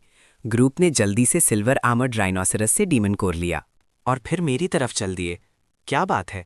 सुहान शोंग ने मुझे घूरा। क्या तुम्हें वर्तमान स्थिति समझ नहीं आ रही है? यहाँ हर जगह हेवनली ग्रेड अवेकंड बीन्स और 3rd टियर डीमन बीस्ट्स हैं। तुम एक इमॉर्टल कल्टिवेटर यहाँ क्या कर रहे हो? मैं जानती हूँ कि पास में एक अपेक्षाकृत अखंड खंडहर है जो ज़्यादा सुरक्षित है। हम तुम्हें वहाँ ले जाएंगे। ये महसूस करते हुए कि सुहान श्वांग मुझ पर थोड़ा ज़्यादा ही मेहरबान हो रही है, मैं उसे कुछ और बार देखने से खुद को रोक नहीं पाया। शाओ जिंगहुआन और दूसरे 2 जो सु हानश्वांग के साथ थे, वो भी उसे हैरानी से देखने लगे। हनश्वांग, तुम उस पर इतनी मेहरबान क्यों हो रही हो? कहीं तुम उस पर फिदा तो नहीं हो गई? तुम एक second tier heavenly grade awakener हो, वो सिर्फ एक आम खिलाड़ी है। तुम दोनों का कोई भविष्य नहीं है। जाओ जिक्सवान, जो अभी अभी रूप बदला था, अपने असली रूप में वापस आ गया और दोनों को शक से देखने लगा। उसके पहले शब्द बचकाने चुनी भी उसे भरे थे। सू हान श्वांग का सुंदर चेहरा लाल हो गया। तुम पर फिदा हो गए? तुम बड़े बेवकूफ़ हो। मैंने उसकी मदद सिर्फ इसलिए की क्योंकि हम एक ही सेक्ट से हैं, ठीक है? क्या ऐसा है? जाओजी स्वयं ने एक मैं समझ गया वाला चेहरा बनाया। तो चलो जल्दी करते हैं। हमने दुनुहांग जाकर उनके ठिकाने के बारे में जानने का फैसला किया था। शाओ जिंगहुआन ने सर हिलाया और कहा, मैंने सुना है कि फंग शुए याओ और उसके ग्रुप के पास बहुत पैसा है। उनकी टीम के पास अब कम से कम 20,000 फॉलोअर्स हैं। सुन मिंग हुई ने कहा, मुझे लगता है कि हमें जाओजी सुनैन और उसके ग्रुप को ढूंढना चाहिए। तुम पागल हो क्या? जू जिचुएन तियानसुएन सेक्ट से है। उसके पास जाना पैसे की बर्बादी है। शाओ जिंगहुआन हैरान था। जी जिचुएन और उसके ग्रुप उतने मजबूत नहीं है। मैंने सुना है कि उन्होंने पहले एक थर्ड टियर डीमन बीस्ट चुराने की कोशिश की थी और एक मधुमक्खी के छत्ते को छेड़ दिया था। उन्होंने एक स्पिरिट नाइफ भी खो दिया था। बाद में उन्होंने आखिरकार यी ने एक tier 3 bloodthirsty demon dragon को हराया, लेकिन उसके खाने को उस आदमी ने छीन लिया। वो अभी भी हाथ में चाकू ये उसे ढूंढ रहा है। सुन मिंगहुई ने मुस्कुराते हुए समझाया। शाओ जिंगहुआन हैरान था। वो आखिरकार तियानसुएन सेक्ट के हेवनली ग्रेड अवेकनर्स थे, फिर भी इतने कमज़ोर थे। ग्रुप चलते चलते चर्चा कर रहा था और मैं बिना टोके सुन रहा था। मैंने उम्मीद नहीं की थी कि मेरे और उस आदमी के बीच की दुश्मनी इतनी जल्दी फैल जाएगी। तभी आगे के खंडहरों से एक धीमी गुर्राहट आई। ग्रुप तुरंत चुप हो गया और पूरी तरह से चौकस हो गया। उन्होंने सावधानी से खंडहरों के पीछे से झांका और तुरंत खुश हो गए। एक टियर 3 डेमन बीस्ट, एक ब्लड डेमन। कितनी अच्छी किस्मत है। झाओ जिक्सवान ने अपने होंठ चाटे। लेकिन उसके पास 8 टियर 2 डीमन बीस्ट भी थे। सू हनश्वान ने हल्का सा तेवर चढ़ाया।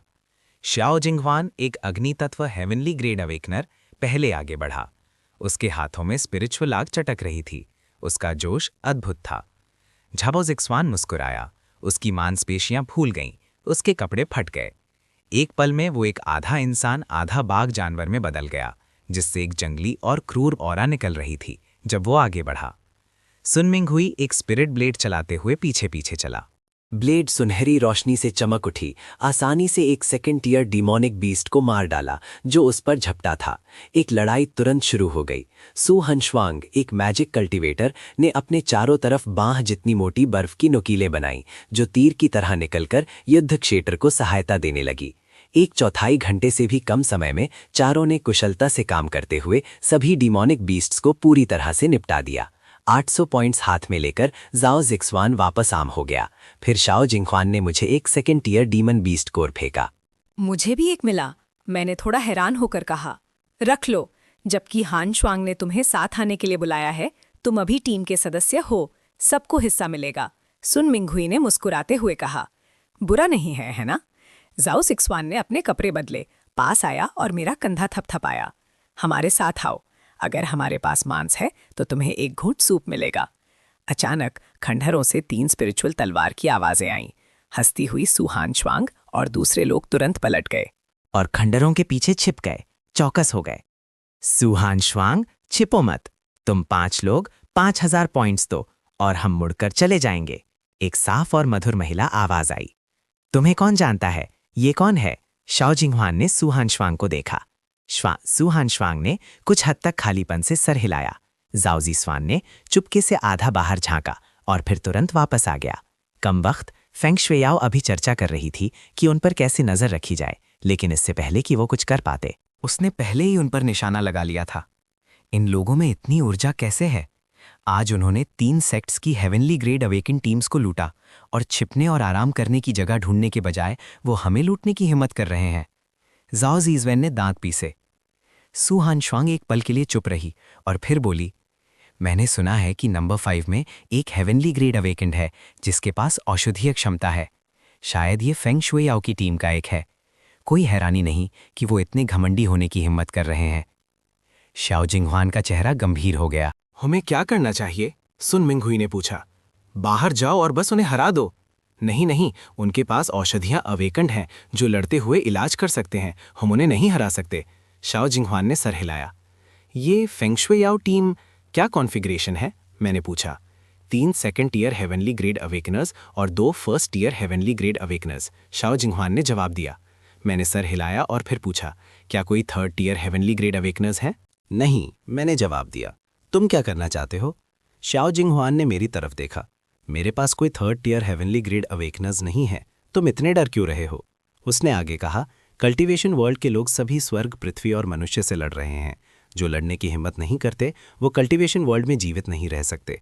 इसलिए मैं शाओ जिंगहुआन के लड़ने की हिम्मत ना करने की मानसिकता से बिल्कुल सहमत नहीं हूं। तभी कंकड़ और रेत हर तरफ उड़ गए।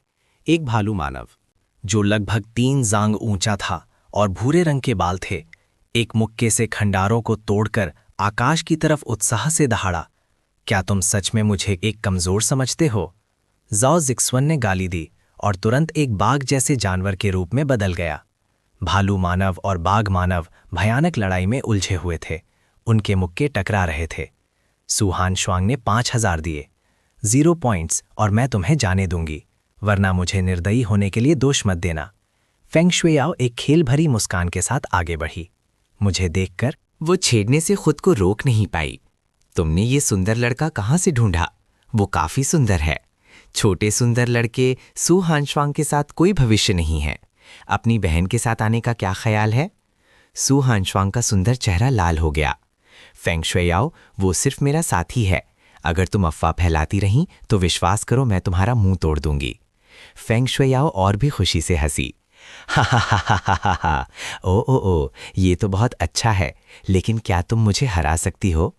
फेंगशुई ने अपना हाथ हिलाया और 8 और हेवनली रैंक अवेकेंड वंस खंडारों से निकले।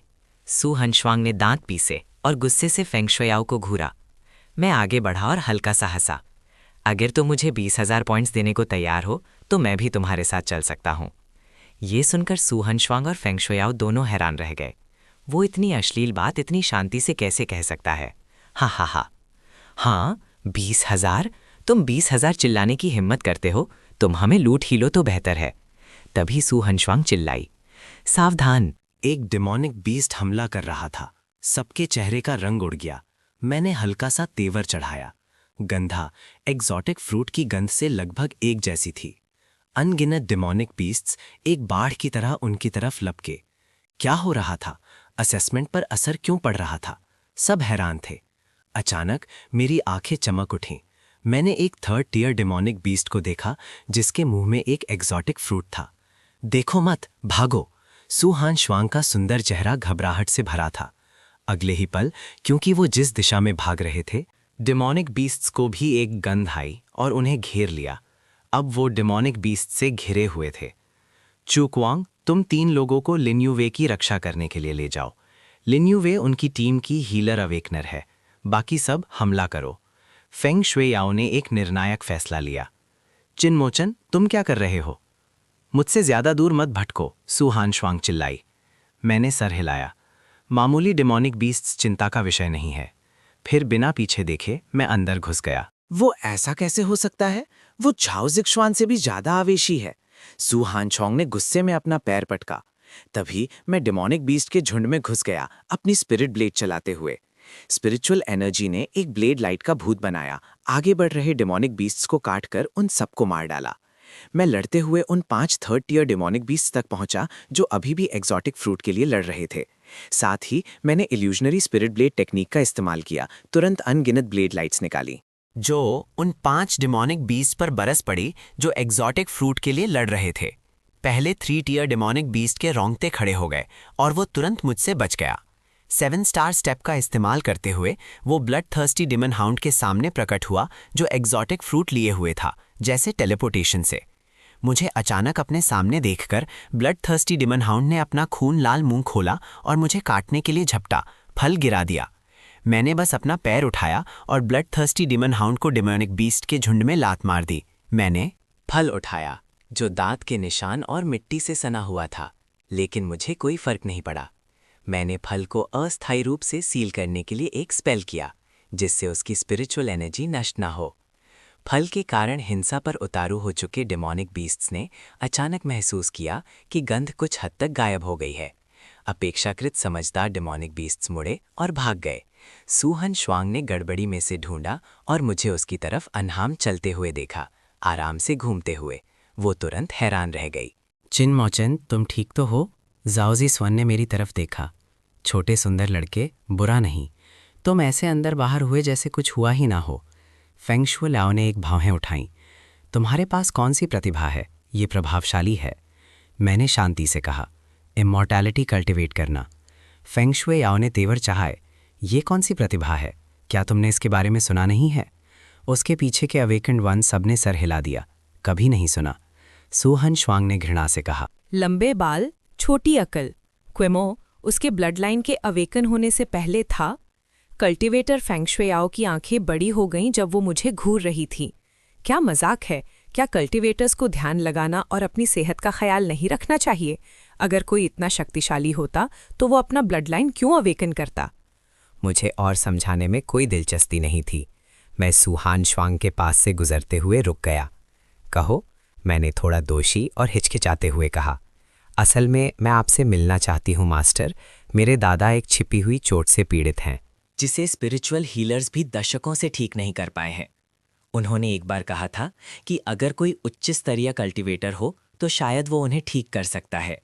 मैं मुस्कुराया। मास्टर के हस्तक्षेप की कोई ज़रूरत नहीं है।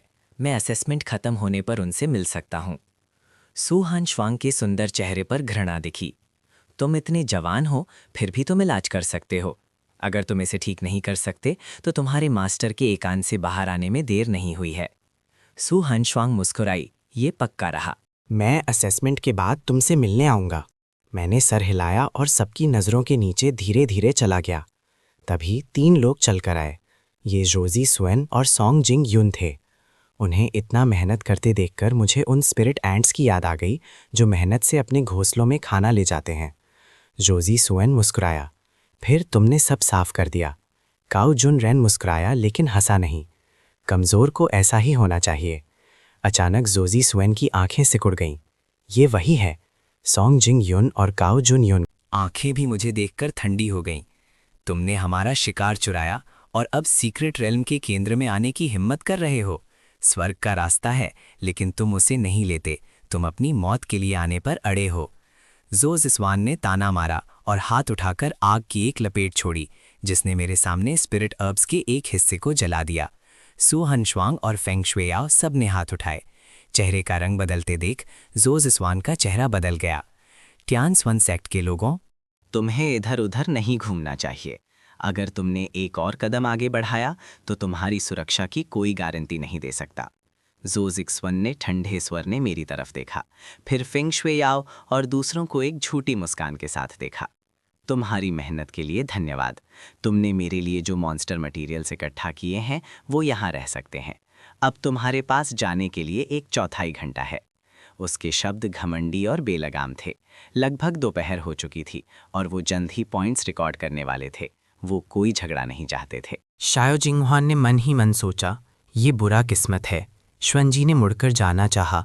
जू सिजवान ने हाथ हिलाया और आग की एक लकीर उड़कर शायो जिंगहुआन के पैरों पर गिरी। लोग जा सकते हैं, लेकिन चीज़ें यहीं रहनी चाहिए। शायो जिंगहुआन का चेहरा बदल गया और उसने ठंडे स्वर में चिल्लाया, जू सिजवान, ज़्यादा आगे मत बढ़ो। जू सिजवान हल्का सा मुस्कुराया। ऐसा है क्या? एक पल में शायो जिंगहुआन ने पहला वार किया। उसने अपनी बाहें हिलाईं और उसके चारों तरफ स्पिरिचुअल आग एक पागल आग बुझाने वाले की तरह घूमने लगी। एक माहिर के सामने अपनी कला दिखा रहे हो। जू जिक्सवन एक ताने के साथ उसकी बाहों से स्पिरिचुअल आग निकली। उसने ताली बजाई और उग्र आग रॉकेट्स की एक बारिश में बदल गई जो बाहर की तरफ निकल गई। शाओ जिंगहुआन की घूमती हुई स्पिरिचुअल आग जू जिक्सवन के रॉकेट से तुरंत टूट गई। उस पर कई तीर लगे और वो मुंह से एक स्पिरिचुअल खून उगलते हुए पीछे की तरफ जमीन पर जा गिरा। जू जिक्सवन एक आधे मनुष्य आधे बाघ में बदल गया। जाओ 2 या 3 जांग ऊंचा खड़ा था, लेकिन काउजुनरन से छोटा लग रहा था, जो एक भालू मानव में बदल गया था। दोनों ने 2 मुक्के मारे और जाओ से सुख्यान लड़खड़ाते हुए कई कदम पीछे चला गया, जबकि काउजुनरन हिला तक नहीं। सुनमिंग हुई की स्पिरिचुअल ब्लेड सुनहरी रोशनी से चमक उठी जब वो सॉन्ग जिनजुन की तरफ बढ़ी। सॉन्ग जिनजुन तक पहुंचने से पहले ही उसकी स्पिरिचुअल ब्लेड जमीन पर गिर गई। सॉन्ग जिनजुन ने उसे लात मारी। क्या आम सेक्स के हेवनली रैंक अवेकेंड वंस इतने कमजोर होते हैं? जो जिक्श्वान की बाहों में स्पिरिचुअल आग चमक रही थी जब वो शाओ जिंगवान और दूसरों को देख रहा था जो जमीन पर गिरे हुए थे। उसने हल्का सा सर हिलाया। ये सुनकर हारे लोगों के चेहरे गंभीर हो गए। ठीक है, मैं अपनी हार मानता हूँ, सबने कहा, एक एक करके अपने स्टोरेज बैग से मॉन्स्टर मटेरियल्स फेंकते हुए। तब तुम ठीक हो, सॉन्ग जिंगयुन ने लिन यूवेई को रोका जो स्टोरेज बैग्स ले रही थी। उसने दया से मुस्कुराया। मुझे विश्वास है कि सेक्ट के शुरू होने के बाद एक बड़ी प्रतियोगिता होगी। मैं तब तुम्हारे साथ सहयोग करने की उम्मीद करता हूँ, लिन यूए ने अनिश्चित रूप से कहा। ये लोग ज्यादा शक्तिशाली नहीं हैं, लेकिन वो मॉन्स्टर मटेरियल्स इकट्ठा करने में अच्छे हैं। सॉन्ग जिनयून भी मुस्कुराया। उसने बेपरवाह स्पिरिचुअल एनर्जी वाले पुजारी को देखा और कहा, तुम अब जा सकते हो। दोपहर तक अभी आधा घंटा बाकी है। अगर तुम्हारी किस्मत अच्छी है तो तुम्हें 800 पॉइंट्स मिल जाने चाहिए। सब खत्म हो गया, मैंने कहा, उठकर अपनी धूल झड़ते हुए। अब मेरी जाने की बारी है। रुको, जू जिक्सुन की ठंडी आवाज गूंजी। सब रुक गए। मैंने तुम्हें जाने के लिए नहीं कहा। जू जिक्सुन ने मेरी तरफ इशारा किया। किसने कहा कि मैं जा रहा हूं? किनमोचन, जिद्दी मत बनो, उन्हें मॉन्स्टर मटेरियल्स दे दो, सू हानश्वांग ने चिंता से कहा, अपनी आवाज धीमी करते हुए उसे याद दिलाया। मैंने सर हिलाया, सीधा घमंडी जू जिक्सुन को देखते हुए, और बेपरवाही से कहा, मैंने पिछली बार इसे जाने देने के लिए कहा था, लेकिन अब दोबारा ऐसा नहीं होने दूंगा। ऐसा लगता है कि तुम सबने मेरी बातों को दिल से लगा लिया है। मेरा ऊपर से नीचे देखने वाला लहजा एक बुजुर्ग की तरह लग रहा था जो एक जूनियर को लेक्चर दे रहा था। दोस्त, क्या तुम्हें स्थिति समझ भी आ रही है? वो ट्यान्स्वन सेक्ट से सेकंड ईयर हेवनली ग्रेड अवेकनर्स हैं। ये एक चमत्कार है कि वो तुम्हें परेशान नहीं कर रहे हैं और तुम अब भी उन्हें उकसाने की हिम्मत कर रहे हो। फेंग शुएआओ के पीछे जख्मी परीक्षार्थी ने मुझे गुस्से से देखा और अनजाने में मुझसे दूर हो गया।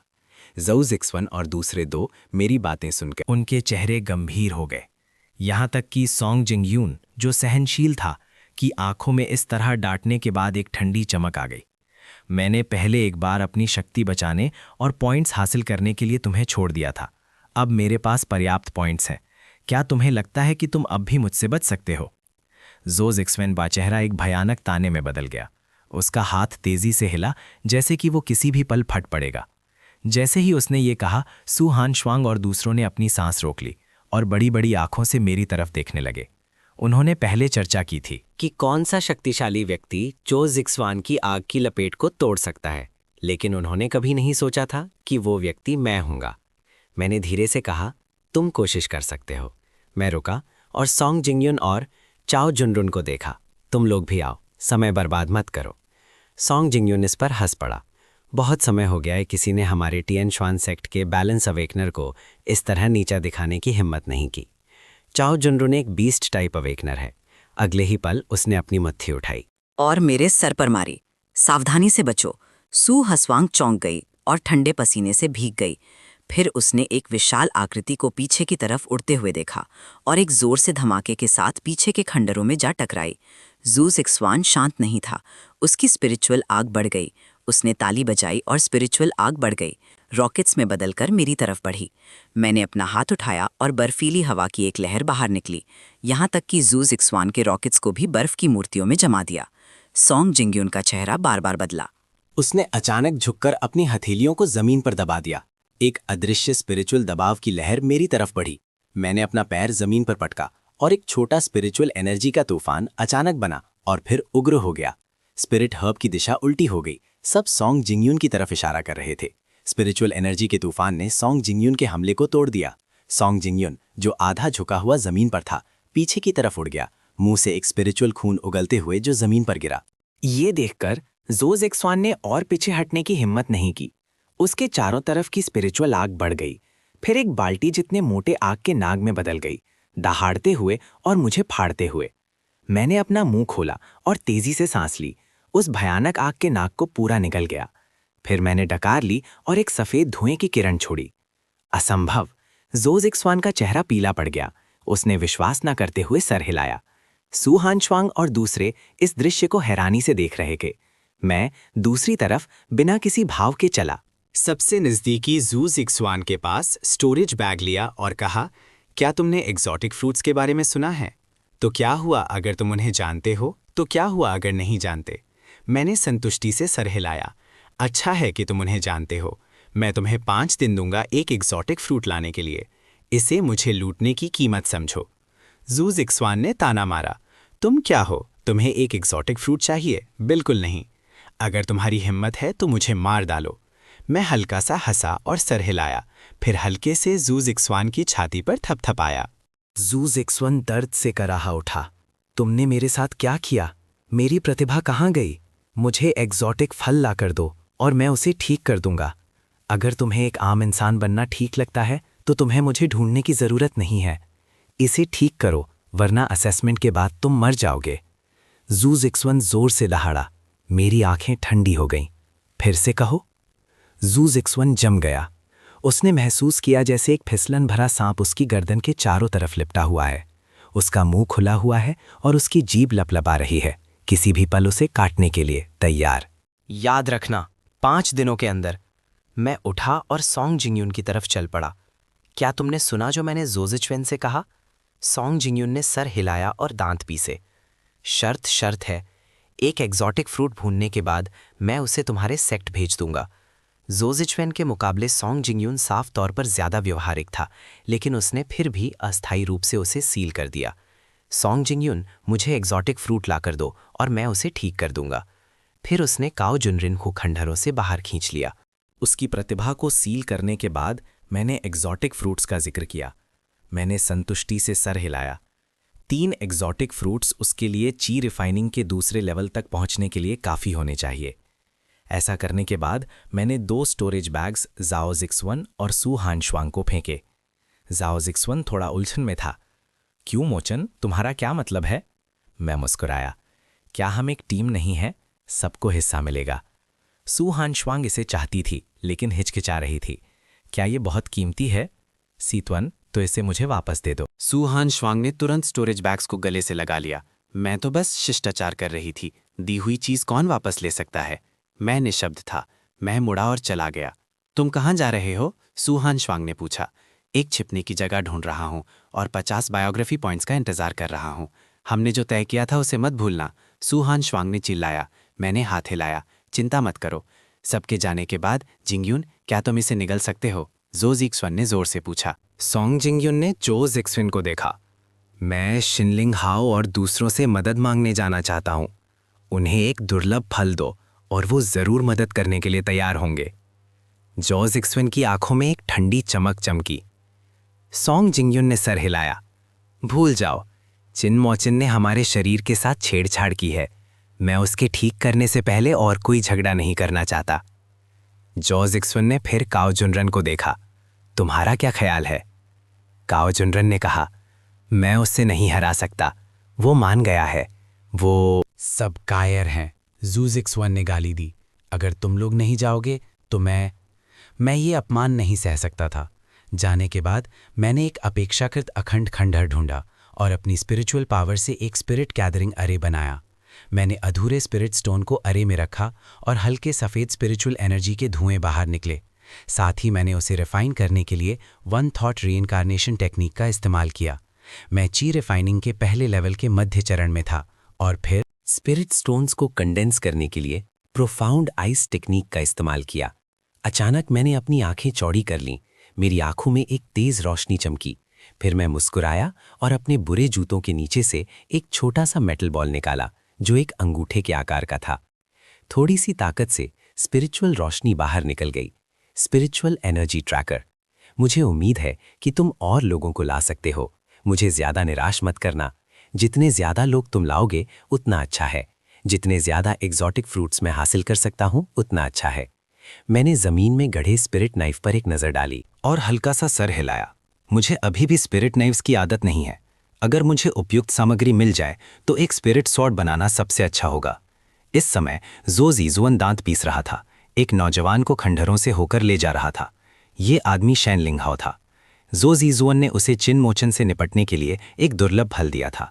यहाँ जो जिक्सवान रुका। ट्रैकर शायद उसने ढूंढ लिया हो। ये अभी अभी नष्ट हुआ है, लेकिन उसने ज़रूर उम्मीद नहीं की होगी कि हम आएंगे। मैं खंडहरों में पैर मोड़कर बैठा था। मेरी उंगलियों ने हल्के से छोटे मेटल ट्रैकर को सहलाया। उसकी बारीकी कारीगरी में अभी भी स्पिरिचुअल एनर्जी की उतार चढ़ाव का हल्का सा निशान था। ऐसा लगता था कि ज़ूज़िक्सवान के पास कोई मार्गदर्शक था। लेकिन यह ठीक था, जितना ज़्यादा वो आएंगे उतना ही मेरे सौदे के पत्ते मजबूत होंगे।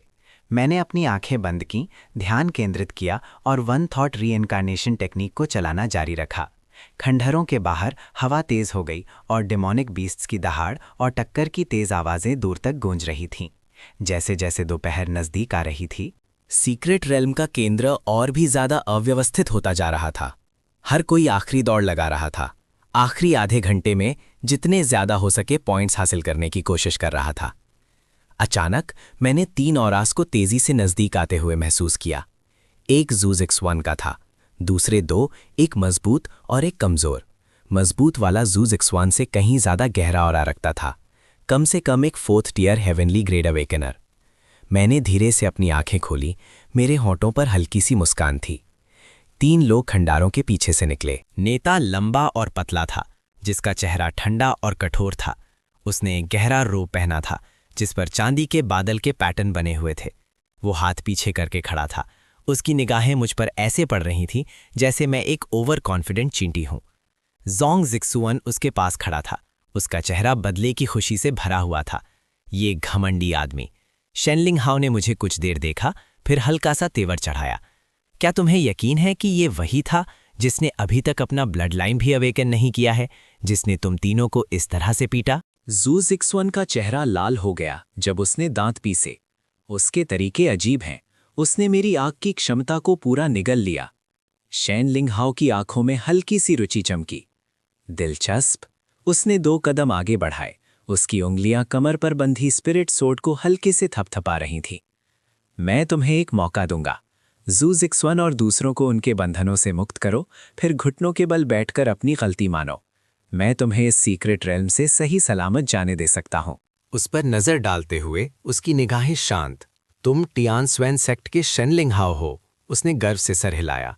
शेनलिंग हाओ टियानस्वेन सेक्ट का एक कोर डिसाइपल, एक 4th tier heavenly grade awakener. तुमने मेरे बारे में सुना होगा। मैंने सर हिलाया। मैंने नहीं सुना था। शेनलिंग हाओ का चेहरा सख्त हो गया। उसकी आंखों में एक ठंडी चमक चमकी। लगता है तुम तर्क नहीं सुनोगे, इसलिए तुम्हें परिणाम भुगतने होंगे। उसने अपनी कलाई झटकी, अपनी स्पिरिट सोर्ड निकाल ली। ब्लेड एक भूतिया नीली रोशनी से चमक उठी और हवा का तापमान गिर गया। एक आइस टाइप अवेकनर। मैंने हल्का सा सर हिलाया। मैं सच में सू हान श्वांग के जैसा ही हूं, लेकिन इस ऑरा की गहराई सू हान श्वांग से कहीं ज्यादा है। मैं तुम्हें आखिरी मौका दूंगा। शेनलिंग हाओ ने अपनी स्पिरिट सोर्ड को अपने सामने रखा। उसके ब्लेड पर बर्फ की एक पतली परत जम गई। मैंने धीरे से उठा, अपने कपड़ों से धूल झाड़ते हुए। जरूरत नहीं, जबकि तुम यहां हो तो नियमों का पालन करो। एक फल के लिए एक सेवा। मैं ज़ूज़िक्स-1 और दूसरों को उनकी पाबंदियों से मुक्त कर दूंगा। शेनलिंग हाओ ने ताना मारा। तुम्हें क्या लगता है कि तुम मुझसे सौदा कर सकते हो? उसने अपनी कलाई झटकी। उसकी स्पिरिट ब्लेड ने एक आर्क बनाया। 3 ब्लेड्स हवा को चीरती हुई निकली, एक तेज हंसी निकलते हुए। मैंने अपना हाथ उठाया। मेरी स्पिरिचुअल पावर बढ़ गई, एक अदृश्य बाधा में बदल गई। ब्लेड्स उससे टकराईं, एक साफ आवाज के साथ, जब वो बर्फ के टुकड़ों की बारिश में बदल गईं।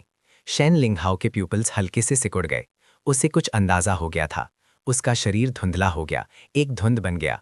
स्पिरिट ब्लेड एक हड्डी छिलने वाली ठंड के साथ सीधा मेरे गले की तरफ निशाना लगाया। उसकी गति बेहद तेज थी और उसकी शक्ति ज़ूज़िक्स-1 और उसके जैसे लोगों से कहीं ज्यादा थी। मैं एक तरफ हट गया, साथ ही अपनी उंगली झटकी। स्पिरिट पावर का एक झोंका ठीक ब्लेड पर लगा। एक झंझनाहट के साथ स्पिरिट ब्लेड कांप गई। शेनलिंग हाओ का हाथ हल्का सा सुन्न हो गया। उसका चेहरा बदल गया और उसने तेजी से पीछे हटकर दूरी बना ली। ये किस तरह की क्षमता है? उसने तेवर चढ़ाकर पूछा। अल्टिवेशन, मैंने शांति से जवाब दिया। कल्टिवेशन। शेनलिंग हाओ ने हंसी उड़ाई। एक वंश जो कब का मिट चुका है, मेरे सामने दिखावा करने की हिम्मत करता है? उसने एक गहरी सांस ली, अपनी बाहें फैलाईं और आसपास की हवा का तापमान गिर गया।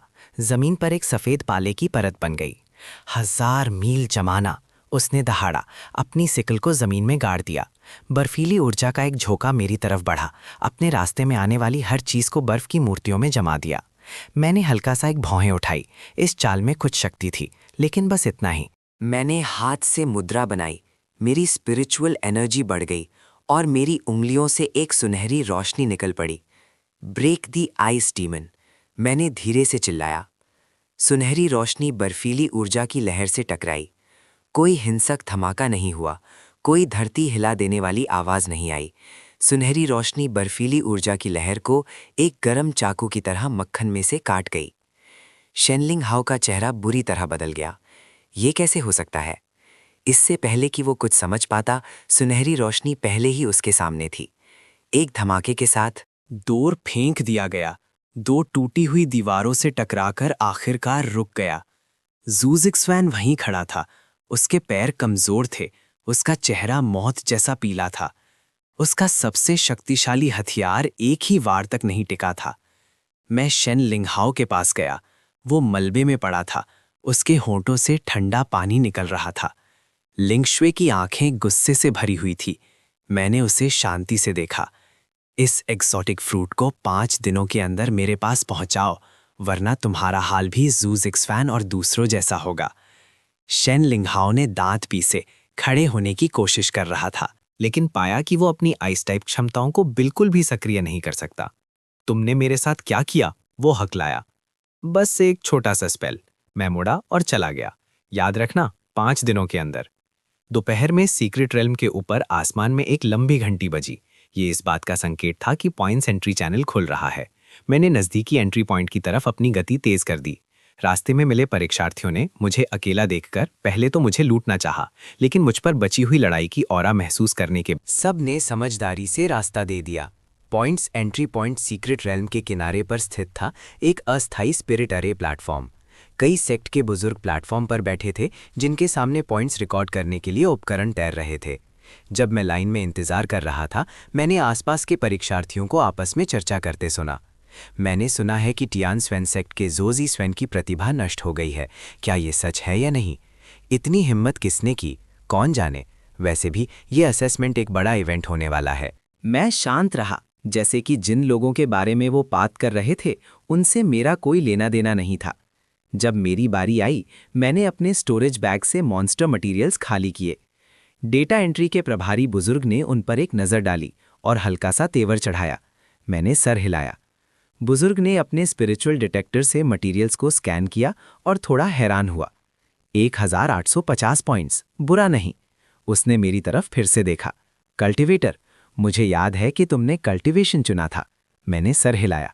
बुजुर्ग ने सर हिलाया और मुस्कुराया और कुछ नहीं कहा। उसने स्कोर को मेरी आइडेंटिटी स्पिरिट टैबलेट में दर्ज किया और मुझे जाने के लिए इशारा किया। जब मैं सीक्रेट रेल्म से बाहर निकला तो सूरज तेजी से चमक रहा था। मैंने आंखें सिकोड़कर आसमान को देखा। असेसमेंट खत्म हो गया था, लेकिन असली चुनौती अभी शुरू हुई थी। वह परिवार का एग्जॉटिक फ्रूट, सू हानश्वांग की बीमारी और ज़ूज़िक्सवैन और दूसरों द्वारा वादा किया गया एग्जॉटिक फ्रूट, ये सब चीज़ें हैं जिनसे मुझे जल्द से जल्द निपटना है। जब मैं सेक्ट लौटा तो शाम हो चुकी थी। मेरे माता पिता पहाड़ के दरवाजे पर मेरा इंतजार कर रहे थे। मेरी माँ की आंखें थोड़ी लाल थीं जब वो आगे बढ़ी और मेरा हाथ पकड़ लिया। अच्छा हुआ तुम वापस आ गए। मेरे पिता एक तरफ खड़े थे, कुछ नहीं बोल रहे थे, लेकिन उनकी आंखों में चिंता साफ दिख रही थी। मेरा दिल गर्मा गया। इस जीवन में चाहे कुछ भी हो, मैं उसकी रक्षा करूंगा। घर वापस आने पर मेरे पिता ने स्नैक्स की एक शानदार दावत तैयार की थी। खाने की मेज़ पर उन्होंने हिचकिचाते हुए पूछा, असेसमेंट कैसा रहा? 1850 पॉइंट्स। मेरे पिता का हाथ कांप गया और उन्होंने लगभग अपनी चॉपस्टिक्स गिरा दी। 1800 पॉइंट्स। उन्होंने मुझे विश्वास ना करते हुए देखा। क्या तुम्हें यकीन है? मैंने सर हिलाया। मेरे पिता एक पल के लिए चुप रहे, फिर अचानक मुस्कुराए। उन्होंने 2 बार अच्छा कहा, लेकिन उनकी आंखें थोड़ी लाल थीं। मेरी माँ, वो भी आंसू पूछ रही थीं। वो ब्लड लाइन अवेकनिंग या इमॉर्टैलिटी के रास्ते के बारे में कुछ नहीं समझते थे। वो सिर्फ ये जानते थे कि उनके बच्चे ने उन्हें निराश नहीं किया था। खाने के बाद मैं अपने कमरे में वापस आया, पैर मोड़कर बैठा और वो एग्जॉटिक फ्रूट निकाला जो मुझे उस सोशलाइट से कभी नहीं मिला था। भले ही फल अधूरा था, लेकिन उसमें मौजूद स्पिरिचुअल एनर्जी अभी भी काफ़ी थी। मैंने उसे स्पिरिट गैदरिंग अरे में रखा और उसे रिफाइन करना शुरू कर दिया। स्पिरिचुअल एनर्जी की धारियां मेरे शरीर में घुस गईं। मैंने री इनकारनेशन टेक्निक को तेजी से चलाया। ची रिफाइनिंग लेवल 1 के अंतिम चरण और ची रिफाइनिंग लेवल 1 के शिखर पर पहुंच गया। जब एग्जॉटिक फ्रूट पूरी तरह से मुरझा गया और धूल में बदल गया, तो मेरी कल्टीवेशन ची रिफाइनिंग लेवल 1 के शिखर पर स्थिर हो गई थी, ची रिफाइनिंग लेवल 2 से सिर्फ एक कदम दूर। मैंने अपनी आंखें खोलीं और एक गंदी हवा की सांस छोड़ी।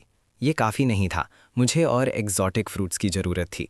मैंने एक कम्युनिकेशन टैलिस्मान निकाला और वे मिंगवैन को एक संदेश भेजा, कल मैं वे के पास जाऊंगा। थोड़ी देर बाद वे मिंगवैन लौट आया, मैं तब तुमसे शहर के बाहर मिलूंगा। अगली सुबह मैंने एक साफ रोब पहना और अपने माता पिता को बताया कि मैं सेक्ट छोड़ने से पहले शहर में घूमने जा रहा हूँ। वे परिवार युनजू का एक प्रमुख वंश था जो शहर के पूर्व में स्पिरिचुअल नस पर स्थित था। जब मैं पहुंचा, वे मिंग युआन पहले से ही शहर के बाहर इंतजार कर रहा था। उसकी चोट अभी तक ठीक नहीं हुई थी और उसका चेहरा अभी भी कुछ पीला था, लेकिन उसका जोश पहले दिन से बहुत बेहतर था। छोटे भाई, कृपया उसे मुझे शहर में ले जाने दो। कई गलियों से गुजरने के बाद मैं एक शानदार हवेली में पहुंचा। मुख्य द्वार के दोनों तरफ 2 पत्थर से बने स्पिरिट बीस्ट्स खड़े थे। द्वार के ऊपर वेई परिवार मैंशन लिखा हुआ एक पत्र लटका हुआ था, जो जोश भरे स्ट्रोकों से लिखा गया था। साफ तौर पर एक उस्ताद सुलेखक का काम। वे मिंग युआन ने मुझे सीधा हवेली में ले गया। रास्ते में मिले नौकर सब सम्मान से झुक गए। कई आंगनों से गुजरने के बाद हम एक सुंदर साइड रूम में पहुंचे। परिवार का मुखिया अंदर था। वे मिंग युआन ने दरवाज़ा खोला। कमरे के अंदर एक सुजुकी बेड पर एक दुबला पतला बूढ़ा आदमी लेटा हुआ था। उसकी सांस कमज़ोर थी, उसका चेहरा पीला था और उसकी आंतरिक ऊर्जा अव्यवस्थित थी, जो साफ तौर पर गंभीर आंतरिक चोटों का संकेत दे रही थी। मैं उसकी नब्ज़ जांचने के लिए पास गया। अपनी स्पिरिचुअल एनर्जी से उसके शरीर को टटोल रहा था। एक पल के ध्यान से महसूस करने के बाद मैंने अपना हाथ हटा लिया। कैसा है? वे मिंगयोन ने चिंता से पूछा। क्या इसका इलाज हो सकता है? मैंने सर हिलाया, लेकिन कुछ स्पिरिचुअल मेडिसिन की ज़रूरत पड़ेगी। वे मिंगयोन खुश हो गया। तुम्हें क्या चाहिए, बस मुझे बताओ, मैंने एक सूची बनाते हुए कहा। वे मिंगयोन ने बिना हिचकिचाए उसे देखा और तुरंत अपने नौकर को आधे घंटे से भी कम समय में ज़रूरी स्पिरिचुअल मेडिसिन तैयार करने का आदेश दिया। मैंने सबको भेज दिया। अंदर के कमरे में सिर्फ मैं और बूढ़ा आदमी रह गए। एक साउंड प्रूफ स्पिरिचुअल अरे लगाने के बाद मैंने अपना जाप शुरू किया। बूढ़े आदमी की चोट सतह पर दिखने से ज्यादा गंभीर थी। कई मेरिडियंस टूटे हुए थे और आंतरिक अंगों में असामान्यता थी। अगर कोई आम स्पिरिचुअल डॉक्टर उसका इलाज करता तो वो सिर्फ 3 से 5 महीने तक ही उसका जीवन बढ़ा सकता था, लेकिन मैं अलग था। मैंने अपनी स्पिरिचुअल एनर्जी को एक मार्गदर्शक के रूप में इस्तेमाल करके उसके टूटे हुए मेरिडियंस को इंच दर इंच ठीक किया और फिर प्रोफाउंड आइस टेक्निक का इस्तेमाल करके उसके शरीर के अंदर भड़के हुए स्पिरिचुअल खून को सील कर दिया। पूरी प्रक्रिया 3 घंटे तक चली। जब मैंने अपना हाथ हटाया, बूढ़े आदमी ने एक लंबी सांस छोड़ी। उसके चेहरे का रंग फिर से गुलाबी हो गया था और उसकी सांस आसान हो गई थी। मैंने दरवाज़ा खोला और बाहर निकल गया।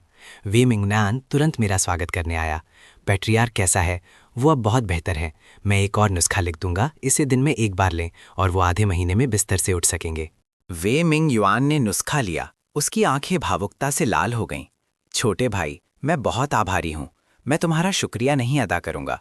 अगर तुम्हें कभी वे परिवार से कुछ भी चाहिए हो तो बस कह देना। मैंने बिना किसी औपचारिकता के सर हिलाया। मुझे जो एग्जॉटिक फ्रूट चाहिए, वे मिंग युआन ने कहा। उसने तुरंत किसी को एक नफीस सुजुकी बॉक्स लाने का आदेश दिया। बॉक्स के अंदर एक मोटा एग्जॉटिक फ्रूट पड़ा था। उसकी स्पिरिचुअल एनर्जी पिछले अधूरे वाले से कहीं ज़्यादा थी। ये एग्जॉटिक फ्रूट हमने सीक्रेट रेल्म की गहराइयों से हासिल किया था। वे मिंग युएन ने कहा, अगर तुम्हारी मदद ना होती पेट्रियार्क, तो हम इस एग्जॉटिक फ्रूट की रक्षा नहीं कर पाते। मैंने बॉक्स लिया और उसका धन्यवाद किया। वे मिंग युएन ने फिर कहा, एक बात है जो मुझे तुम्हें याद दिलानी है। चंद परिवार भी इस अजीब फल की तलाश में है। अगर उन्हें पता चला कि ये तुम्हारे हाथों में है तो वो शायद इसे आसानी से नहीं छोड़ेंगे। मैंने हल्का सा मुस्कुराया और कहा, कोई बात नहीं, अगर वो आते हैं तो ठीक है। वे मिंग युएन हिचकिचाया। फिर आखिर में सिर्फ आ भरी, सावधान रहना। वे निवास छोड़ने के बाद मैं अपने सेक्ट नहीं लौटा, बल्कि शहर में स्पिरिचुअल एनर्जी की दुकान पर गया। मुझे एक स्पिरिचुअल तलवार की ज़रूरत थी। आम स्पिरिचुअल तलवारें मेरे लिए ज़्यादा उपयोगी नहीं थीं। मुझे एक ऐसी तलवार चाहिए थी जो स्पिरिचुअल एनर्जी को सह सके और काफ़ी मजबूत हो। शहर की सबसे बड़ी स्पिरिचुअल एनर्जी की दुकान का नाम जूफंग पेविलियन था। दुकान चमकदार स्पिरिचुअल एनर्जी से भरी हुई थी, सबसे निचले दर्जे के आम लोहे से लेकर स्पिरिचुअल एनर्जी वाले जादुई उपकरण तक। दुकान का मालिक एक गोल चेहरे वाला अधेड़ उम्र का आदमी था, जो ग्राहकों का मुस्कुराकर स्वागत करता था। आपको कौन से हिस्से चाहिए सर? मैंने सीधा पूछा। दुकान का मालिक मुझे हिस्सों के विभाग में ले गया, जहां दर्जनों हिस्से प्रदर्शित थे, अलग अलग गुणवत्ता के। मैंने उन पर एक नज़र डाली और हल्का सा सर हिलाया। बहुत बुरा। दुकान का मालिक चौंक गया। आपको किस गुणवत्ता की चीज़ चाहिए सर? सबसे अच्छी। दुकान का मालिक एक पल के लिए सोचा और अंदर के कमरे से एक काली स्पिरिट तलवार निकाली। इस तलवार का नाम शुअन युआन है। ये गहरे समुद्र के ठंडे लोहे से बनी है और चौथे स्तर से नीचे की स्पिरिचुअल शक्ति को सह सकती है। ये मेरी दुकान का खजाना है, मेरे अपने अंदाज में बनी हुई। मैंने तलवार ली और उसमें स्पिरिचुअल शक्ति डाली। तलवार हल्की सी कांपी और एक साफ तलवार की आवाज़ निकली। बुरा नहीं है, लेकिन बस इतना ही। मैंने सर हिलाया और तलवार नीचे रख दी। क्या आपके पास कुछ बेहतर है? दुकान का मालिक परेशान दिखा। ये पहले से ही सबसे अच्छा है। मैं तेवर चढ़ाया। गहरे समुद्र का ठंडा लोहा अच्छा है, लेकिन उसमें कठोरता की कमी है और वो ज़्यादा शक्तिशाली स्पिरिचुअल शक्ति के प्रभाव को नहीं सह सकता। मुझे एक ऐसी स्पिरिट तलवार चाहिए जो मेरे कल्टीवेशन के स्तर के साथ बढ़ सके। दुकान का मालिक एक पल के लिए सोचा और अचानक उसकी आंखें चमक उठीं। सर, क्या आपने कभी रॉकेट्स के बारे में सुना है? रॉकेट्स? मुझे रुचि हुई। दुकान का मालिक ने अपनी आवाज़ धीमी की। कथा है कि तलवार बनाने वाले एक गुप्त तकनीक है, जिससे एक डीमन बीस्ट की आत्मा को एक तलवार में सील किया जा सकता है, जिससे उसे अपने आप बढ़ने की क्षमता मिलती है। ऐसी तलवार अपने मालिक के कल्टीवेशन के बढ़ने के साथ और भी शक्तिशाली हो जाएगी और शायद अपनी खुद की बुद्धि भी जागृत कर ले। मेरी आंखें चमक उठीं। ऐसी जीवित तलवार कहाँ मिल सकती है? दुकान का मालिक ने सर हिलाया। ये गुप्त तकनीक कब की खो चुकी है, लेकिन मैंने सुना है कि सुनसान इलाके की गहराइयों में एक प्राचीन खंडहर है, जहां जीवित तलवारें बनाने की विधि शायद अभी भी मौजूद हो। सुनसान इलाका, मैंने सोचा। ये एक खतरनाक जगह है जहां डीमन बीस्ट्स भरे हुए हैं, लेकिन यहीं अनगिनत दुर्लभ और कीमती सामग्री का स्रोत भी है। अगर मैं सच में जीवित तलवारें बनाने की विधि ढूंढ सका तो ये यात्रा बेकार नहीं जाएगी। मैंने दुकान के मालिक का धन्यवाद किया और चला गया। जब मैं सेक्ट लौटा तो शाम हो चुकी थी। सू हनश्वांग सेक्ट के दरवाजे पर मेरा इंतजार कर रही थी। मुझे लौटते देख मैंने उसे सलाम किया। तुम कहाँ थे? मैं कब से तुम्हें ढूंढ रही हूँ। उसने हल्का सा एक भौहें उठाई। उसने आंखें घुमाई। तुमने वादा किया था, क्या तुम भूल गए? मेरे दादा की बीमारी। मुझे अचानक याद आया, कल मैं आज थोड़ा थका हुआ हूँ। सू हनस्वांग ने मुझे कुछ देर देखा। तुम्हारा रंग सच में अच्छा नहीं है। मैं कल दोपहर तुमसे मिलने आऊंगी। इतना कहकर वो मुड़ा और चला गया। कुछ कदम चलने के बाद वो फिर से मुड़ा। भूलना मत। मैंने हाथ हिलाकर इशारा किया कि मैं समझ गया। अपने कमरे में वापस आकर मैंने एक्सोटिक फ्रूट निकाला और उसे रिफाइन करना शुरू कर दिया। वे परिवार द्वारा दिया गया एक्सोटिक फ्रूट बेहतरीन गुणवत्ता का था, जिसमें पिछले वाले से कहीं ज्यादा स्पिरिचुअल एनर्जी थी। मैंने स्पिरिट गैदरिंग अरे में रखा और वन थॉट रीइंकार्नेशन टेक्निक को पूरी तरह से सक्रिय कर दिया।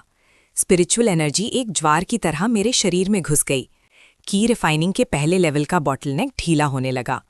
मैंने दांत पीसे और आगे बढ़ता रहा। समय धीरे धीरे गुजरता गया।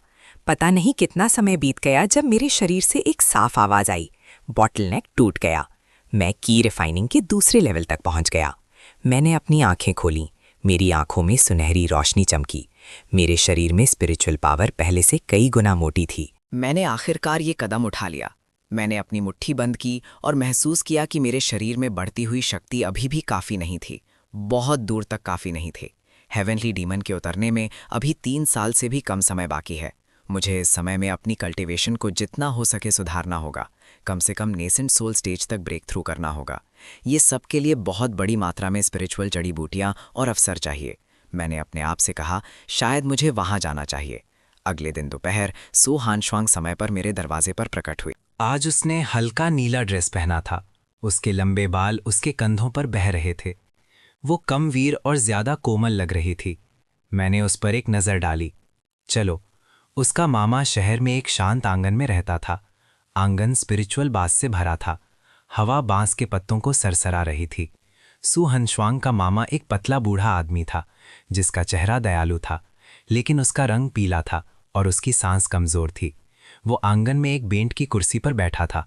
जब उसने हमें अंदर आते देखा, उसने मुस्कुराकर हाथ हिलाया। श्वांगर आ गई। सु हनश्वांग जल्दी से आगे बढ़ी और बूढ़े आदमी का हाथ पकड़ लिया। दादा, ये मेरा साथी है, चिन मोचन। उसने कहा है कि वो आपकी बीमारी ठीक कर सकता है। बूढ़े आदमी ने मुझे ऊपर से नीचे तक देखा। उसकी आंखों में एक चमक चमकी। हैरान था कि इतना जवान कोई बीमारियां ठीक कर सकता है। मैं पास गया और बूढ़े आदमी की नब्ज ली। अपनी स्पिरिचुअल एनर्जी से उसके शरीर को टटोल रहा था। एक पल के ध्यान से महसूस करने के बाद मैंने हल्का सा तेवर चढ़ाया। बूढ़े आदमी की समस्याएं वे परिवार के मुखिया से ज़्यादा जटिल थीं। ना सिर्फ उसके मेरिडियंस क्षतिग्रस्त थे, बल्कि उसके दांटियन की गहराइयों में एक ठंडी ऑरा भी ठहरी हुई थी। अगर इसे समय पर साफ नहीं किया गया तो वो शायद 3 साल से ज़्यादा नहीं जी पाएगा। कैसा है?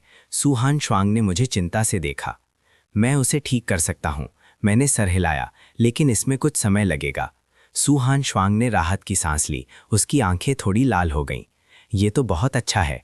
बूढ़े आदमी ने भी खुशी दिखाई। जवान दोस्त, अगर तुम सच में इस आदमी को ठीक कर सकते हो तो मैं तुम्हें ज़रूर भरपूर इनाम दूंगा। मैंने हाथ हिलाया, इशारा करते हुए कि और शब्दों की ज़रूरत नहीं है। फिर मैंने सु हनश्वांग को स्पिरिचुअल मेडिसिन तैयार करने के लिए कहा, जबकि मैंने बूढ़े आदमी के डांटियन से ठंडी ऑरा साफ करने के लिए अनुष्ठान शुरू किया।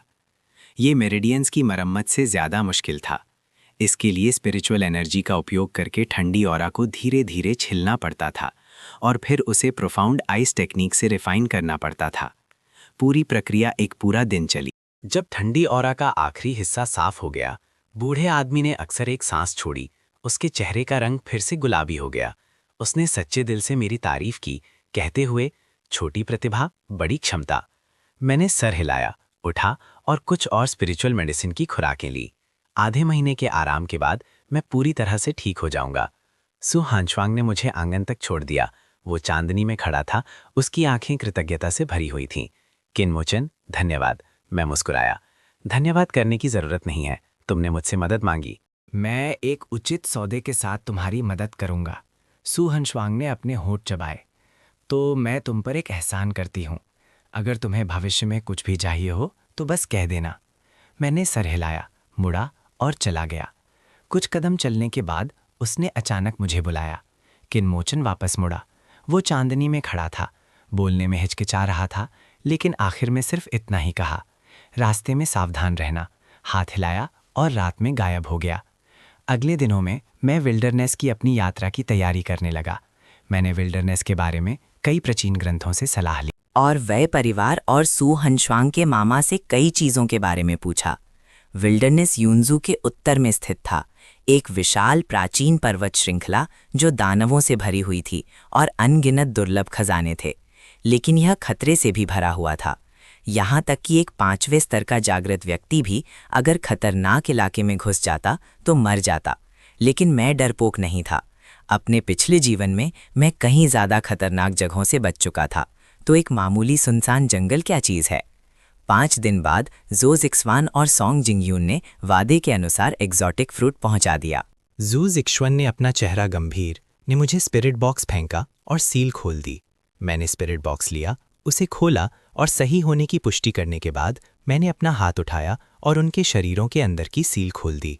ज़ू ज़िक्सवन ने अपना शरीर खींच लिया, अपनी क्षमताओं को वापस महसूस करते हुए, और उसकी आंखों में हत्या की एक झलक चमकी। लेकिन आखिर में उसने खुद को रोक लिया और मुड़कर चला गया। जाने से पहले सोंग जिंगयून ने मेरी तरफ देखा। किनमोचन, तुम शक्तिशाली हो, लेकिन मैं तुम्हें सलाह देता हूँ कि ज़्यादा दिखावा मत करो। हेवनली प्रोफाउंड सेक्ट कोई ऐसा नहीं है जिससे तुम उलझ सको। मैं शांति से मुस्कुराया। याद दिलाने के लिए धन्यवाद। उनके जाने के बाद मैंने 3 एग्जॉटिक फ्रूट्स निकाले, वेई परिवार से मिले एक को जोड़कर। अब मेरे हाथ में 4 एग्जॉटिक फ्रूट्स थे। उस रात मैंने 1, 2, 3 रिफाइन करना शुरू किया।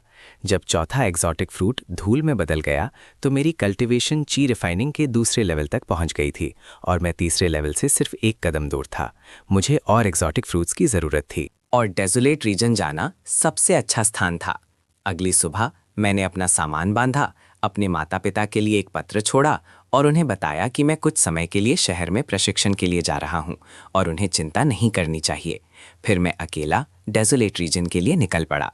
शहर छोड़ने के बाद मैंने एक उड़ान यंत्र निकाला, उसमें अपनी स्पिरिचुअल एनर्जी डाली और आसमान में उड़ गया। युंजू सिटी मेरे पीछे छोटा और छोटा होता गया, आखिर में एक काला बिंदु बन गया और क्षितिज में गायब हो गया। आगे अनंत जंगल और लगातार पर्वत श्रृंखलाएं थीं। वहाँ वो सब कुछ था जो मैं चाहता था, लेकिन अनगिनत खतरे भी थे जिनका मुझे सामना करना पड़ेगा। फिर भी मैं निडर था, क्योंकि मैं जानता था कि सिर्फ लगातार मजबूत होकर ही मैं उन लोगों की रक्षा कर सकता हूँ जिन्हें मैं बचाना चाहता हूँ, और सिर्फ सबसे ऊंचे स्थान पर खड़े होकर ही मैं अपनी नियति को बदल सकता हूँ। जंगल, मैं आ गया था। पूरे दिन उड़ने के बाद मैं आखिरकार जंगल के बाहरी किनारे तक पहुंचा। यहाँ कम ही आपेखे और हवा स्पिरिचुअल जड़ी बूटियों और डिमोनिक बीस्ट्स की गंध से भरी हुई थी। मैं यंत्र से कूदा। एक पहाड़ी के शिखर पर उतरकर मैंने अनंत प्राचीन पहाड़ों को देखा। प्राचीन पेड़ आसमान तक पहुंच रहे थे, बेलें झाड़ों की तरह थीं। कभी कभी एक विशाल डेमोनिक बीस्ट जंगल से होकर गुजरता था, जिससे हवा का एक झोंका उठता था। मैंने एक गहरी सांस ली। समृद्ध स्पिरिचुअल एनर्जी ने मुझे ताजगी दी। ये सुनसान इलाका सच में अपनी प्रतिष्ठा के अनुसार था। यहाँ तक कि बाहरी घेरे में भी स्पिरिचुअल एनर्जी की सघनता युंजू सिटी से कहीं ज्यादा थी। अगर मैं और गहरा जा सकता और स्पिरिचुअल नसों का संगम ढूंढ सकता, मेरी कल्टीवेशन की स्पीड जरूर दुगनी हो जाएगी। मैंने अपना रास्ता ढूंढने के लिए एक नक्शा निकाला। वी मिंग्युआन द्वारा दी गई जानकारी के अनुसार सुनसान इलाके के गहराई में एक प्राचीन खंडहर था, जिसे 10,000 साल पहले के एक कल्टीवेशन सेक्ट के अवशेष कहा जाता था। शायद जिंदा तलवारें बनाने का तरीका अभी भी वहां मौजूद हो, या उससे भी ज्यादा कीमती चीजें। मैंने नक्शा रखा, अपनी मूवमेंट टेक्निक का इस्तेमाल किया और सुनसान इलाके की गहराई की तरफ तेजी से बढ़ा। हालांकि ची रिफाइनिंग के दूसरे लेवल पर मेरी कल्टीवेशन ज्यादा नहीं थी। वन थॉट रीइंकार्नेशन टेक्निक और प्रोफाउंड आइस टेक्निक के साथ आम 3rd ईयर डिमोनिक बीस्ट्स मेरे सामने कुछ भी नहीं थे। सुनसान इलाके में 10 मील अंदर जाने के बाद डिमोनिक बीस्ट्स की संख्या काफ़ी बढ़ गई। मैंने कई बेवकूफ़ 1st और 2nd ईयर डिमोनिक बीस्ट्स को मारा, उनके डिमोनिक कोर्स लिए और आगे बढ़ता रहा। रात होने पर मुझे एक गुफा मिली, एक स्पिरिट अरे लगाया और पैर मोड़कर आराम किया। आधी रात में सुनसान इलाके में डिमोनिक बीस्ट्स की दहाड़ें गूंज रही थीं। और दूर से एक कान फाड़ने वाली दहाड़ भी आई, कम से कम एक 5th टीयर डिमोनिक बीस्ट की औरा। मैंने अपनी आंखें बंद कीं, अपना ध्यान लगाया और बिना हिले बैठा रहा। मेरे पिछले अनुभव ने मुझे बताया था कि सुनसान इलाके में ज्यादा उत्सुकता मेरी मौत का कारण बनेगी। अगली सुबह मैं इलाके में और गहराई तक बढ़ता रहा। दोपहर के आसपास मैं एक झरने के पास आराम कर रहा था जब अचानक मुझे आगे लड़ाई का एहसास हुआ। मैंने अपनी औरा छुपाई और चुपचाप आगे बढ़ा। मैंने 5 लोगों को झरने के नीचे एक खुली जगह पर 4th टीयर डिमोनिक बीस्ट से लड़ते हुए देखा। वो जानवर एक विशाल, बेहद मजबूत आर्मर्ड ड्रैगन लिजर्ड था जो स्केल से ढका हुआ था। 5 अवेकन्ड लोगों का तालमेल अच्छा था, लेकिन वो साफ तौर पर कमजोर पड़ रहे थे। हवा की दिशा में उनमें से एक पहले से ही घायल था, उसके कपड़े खून से सने थे। मैंने रास्ता बदलने का सोचा, लेकिन मेरी नज़र अचानक उनमें से एक की कमर पर लटकते स्पिरिट कोर्स पर गई। उन स्पिरिट कोर्स से निकलने वाली ऑरा बिल्कुल एग्जॉटिक फ्रूट्स जैसी ही थी और वहां एक से ज्यादा थे। मैं रुका और अंधेरे से देखने लगा। 5 लोग साफ तौर पर अब ज्यादा देर तक नहीं टिक सकते थे। एक्सप्लोडिंग आर्मर ड्रैगन क्रीक ने एक को अपने पंजे से दूर फेंक दिया और दूसरे को अपनी पूंछ से झरने में गिरा दिया। बाकी 3 लोगों के चेहरे का रंग उड़ गया और वो मुड़कर भागे। एक्सप्लोडिंग आर्मर ड्रैगन क्रीक दहाड़ा और उनके पीछे भागा। इस मौके का फायदा उठाते हुए मैं घायल और गिरे हुए आदमी के पास तेजी से गया। उस आदमी ने मुझे डर से देखा। तुम कौन हो? मैंने जवाब नहीं दिया, बल्कि बस उसकी कमर से स्पिरिट बॉक्स लिया और उसे खोला। अंदर 3 एग्जॉटिक फ्रूट्स थे जो स्पिरिचुअल एनर्जी से भरे थे और बेहतरीन क्वालिटी के थे। ये है। तुम्हारे आदमी ने हाँ में सिर हिलाया और फिर ना में सिर हिलाया। हमने तुम्हें खंडहरों में ढूंढा। वो अपनी बात पूरी करने से पहले ही बेहोश हो गया। मैंने स्पिरिट बॉक्स रख दिया और उसका स्टोरेज बैग चेक किया। उसके अंदर कई डीमन कोर्स और कुछ स्पिरिचुअल हर्ब्स थे। बुरा नहीं। मैं जाने के लिए उठा जब अचानक मेरे पीछे से एक दहाड़ आई। आर्मर्ड ड्रैगन स्ट्रीम वापस आ गया था। मेरे हाथ में स्पिरिट बॉक्स देखकर उसकी आंखें खून की तरह लाल हो गईं। 4th टियर डीमन बीस्ट में थोड़ी समझ होती है और उन्हें साफ पता होता है कि स्पिरिट बॉक्स में क्या है। मैंने ठंडी सांस ली। मैं लड़ना नहीं चाहता था। आर्मर ड्रैगन लिजर्ड ने अपना खून से लाल मुंह खोला और मुझ पर झपटा। मैं तेजी से हिला और झपटा। उसी समय मैंने अपनी स्पिरिट सोर्ड निकाली, ब्लेड में स्पिरिचुअल पावर डाली और 3 फुट लंबा रोशनी का ब्लेड निकाला। मैंने 7 स्टार स्टेप का इस्तेमाल करके तुरंत आर्मर ड्रैगन स्ट्रीम के पास प्रकट हुआ। ब्लेड ने उसकी गर्दन के स्केल्स के बीच की जगह को काट दिया, जिस स्पिरिचुअल खून बहने लगा। आर्मर ड्रैगन दर्द से दहाड़ा और अपनी पूंछ से वार करने लगा। मैं बचने के लिए उछला, हवा में पलटी खाई और एक और ब्लेड से उसके सर पर वार किया। आर्मर ड्रैगन इन 2 हमलों से चक्कर खा गया और बचने के लिए मुड़ा। मैं उसे कैसे जाने दे सकता था? मैंने अपनी स्पिरिचुअल पावर को एक्टिवेट किया और इल्यूजनरी स्पिरिट ब्लेड टेक्निक का इस्तेमाल किया। तुरंत तेज बारिश की तरह दर्जनों ब्लेड बीम्स निकाली, जिसने खूंखार ड्रैगन की सांस को घेर लिया। उसने कुछ देर संघर्ष किया और आखिरकार एक जोर की आवाज के साथ जमीन पर गिर गया। मैंने डीमन को ओर लिया और जल्दी से वहां से निकल गया। एक सुनसान गुफा ढूंढी और एक स्पिरिचुअल ऑल्टर लगाया।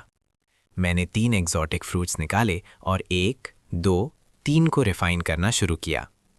जब आखिरी एग्जॉटिक फ्रूट की स्पिरिचुअल एनर्जी पूरी तरह से एब्जॉर्ब हो गई, मेरी कल्टिवेशन आखिरकार ची रिफाइनिंग के तीसरे लेवल तक पहुंच गई। मेरे शरीर के अंदर की स्पिरिचुअल पावर पहले से कई गुना मजबूत थी। हालांकि ची रिफाइनिंग का तीसरा लेवल अभी भी ऊंचा नहीं माना जाता था, लेकिन मैं सुनसान इलाके के बाहरी हिस्से मैंने अपनी आंखें खोलीं और एक पुरानी हवा की मैं खंडहरों से गुजरा। मैंने हवा में बची हुई स्पिरिचुअल एनर्जी को महसूस किया। हालांकि 10,000 साल बीत चुके थे, फिर भी यहाँ स्पिरिचुअल वेन्स बची हुई थी, जो दिखाता था कि उस समय सेक्ट की नींव कितनी मजबूत थी। मैं गहरा और गहरा जाता गया और रास्ते में मुझे कई कंकाल मिले। उनके कपड़ों को देखकर लग रहा था कि वो अवेकेंड एडवेंचरर्स थे। उनके पास अभी भी स्टोरेज बैग्स और स्पिरिचुअल एनर्जी थी, जिसे मैंने आराम से इकट्ठा कर लिया। एक गिरे हुए हॉल में आखिरकार मुझे मेरा लक्ष्य मिल गया।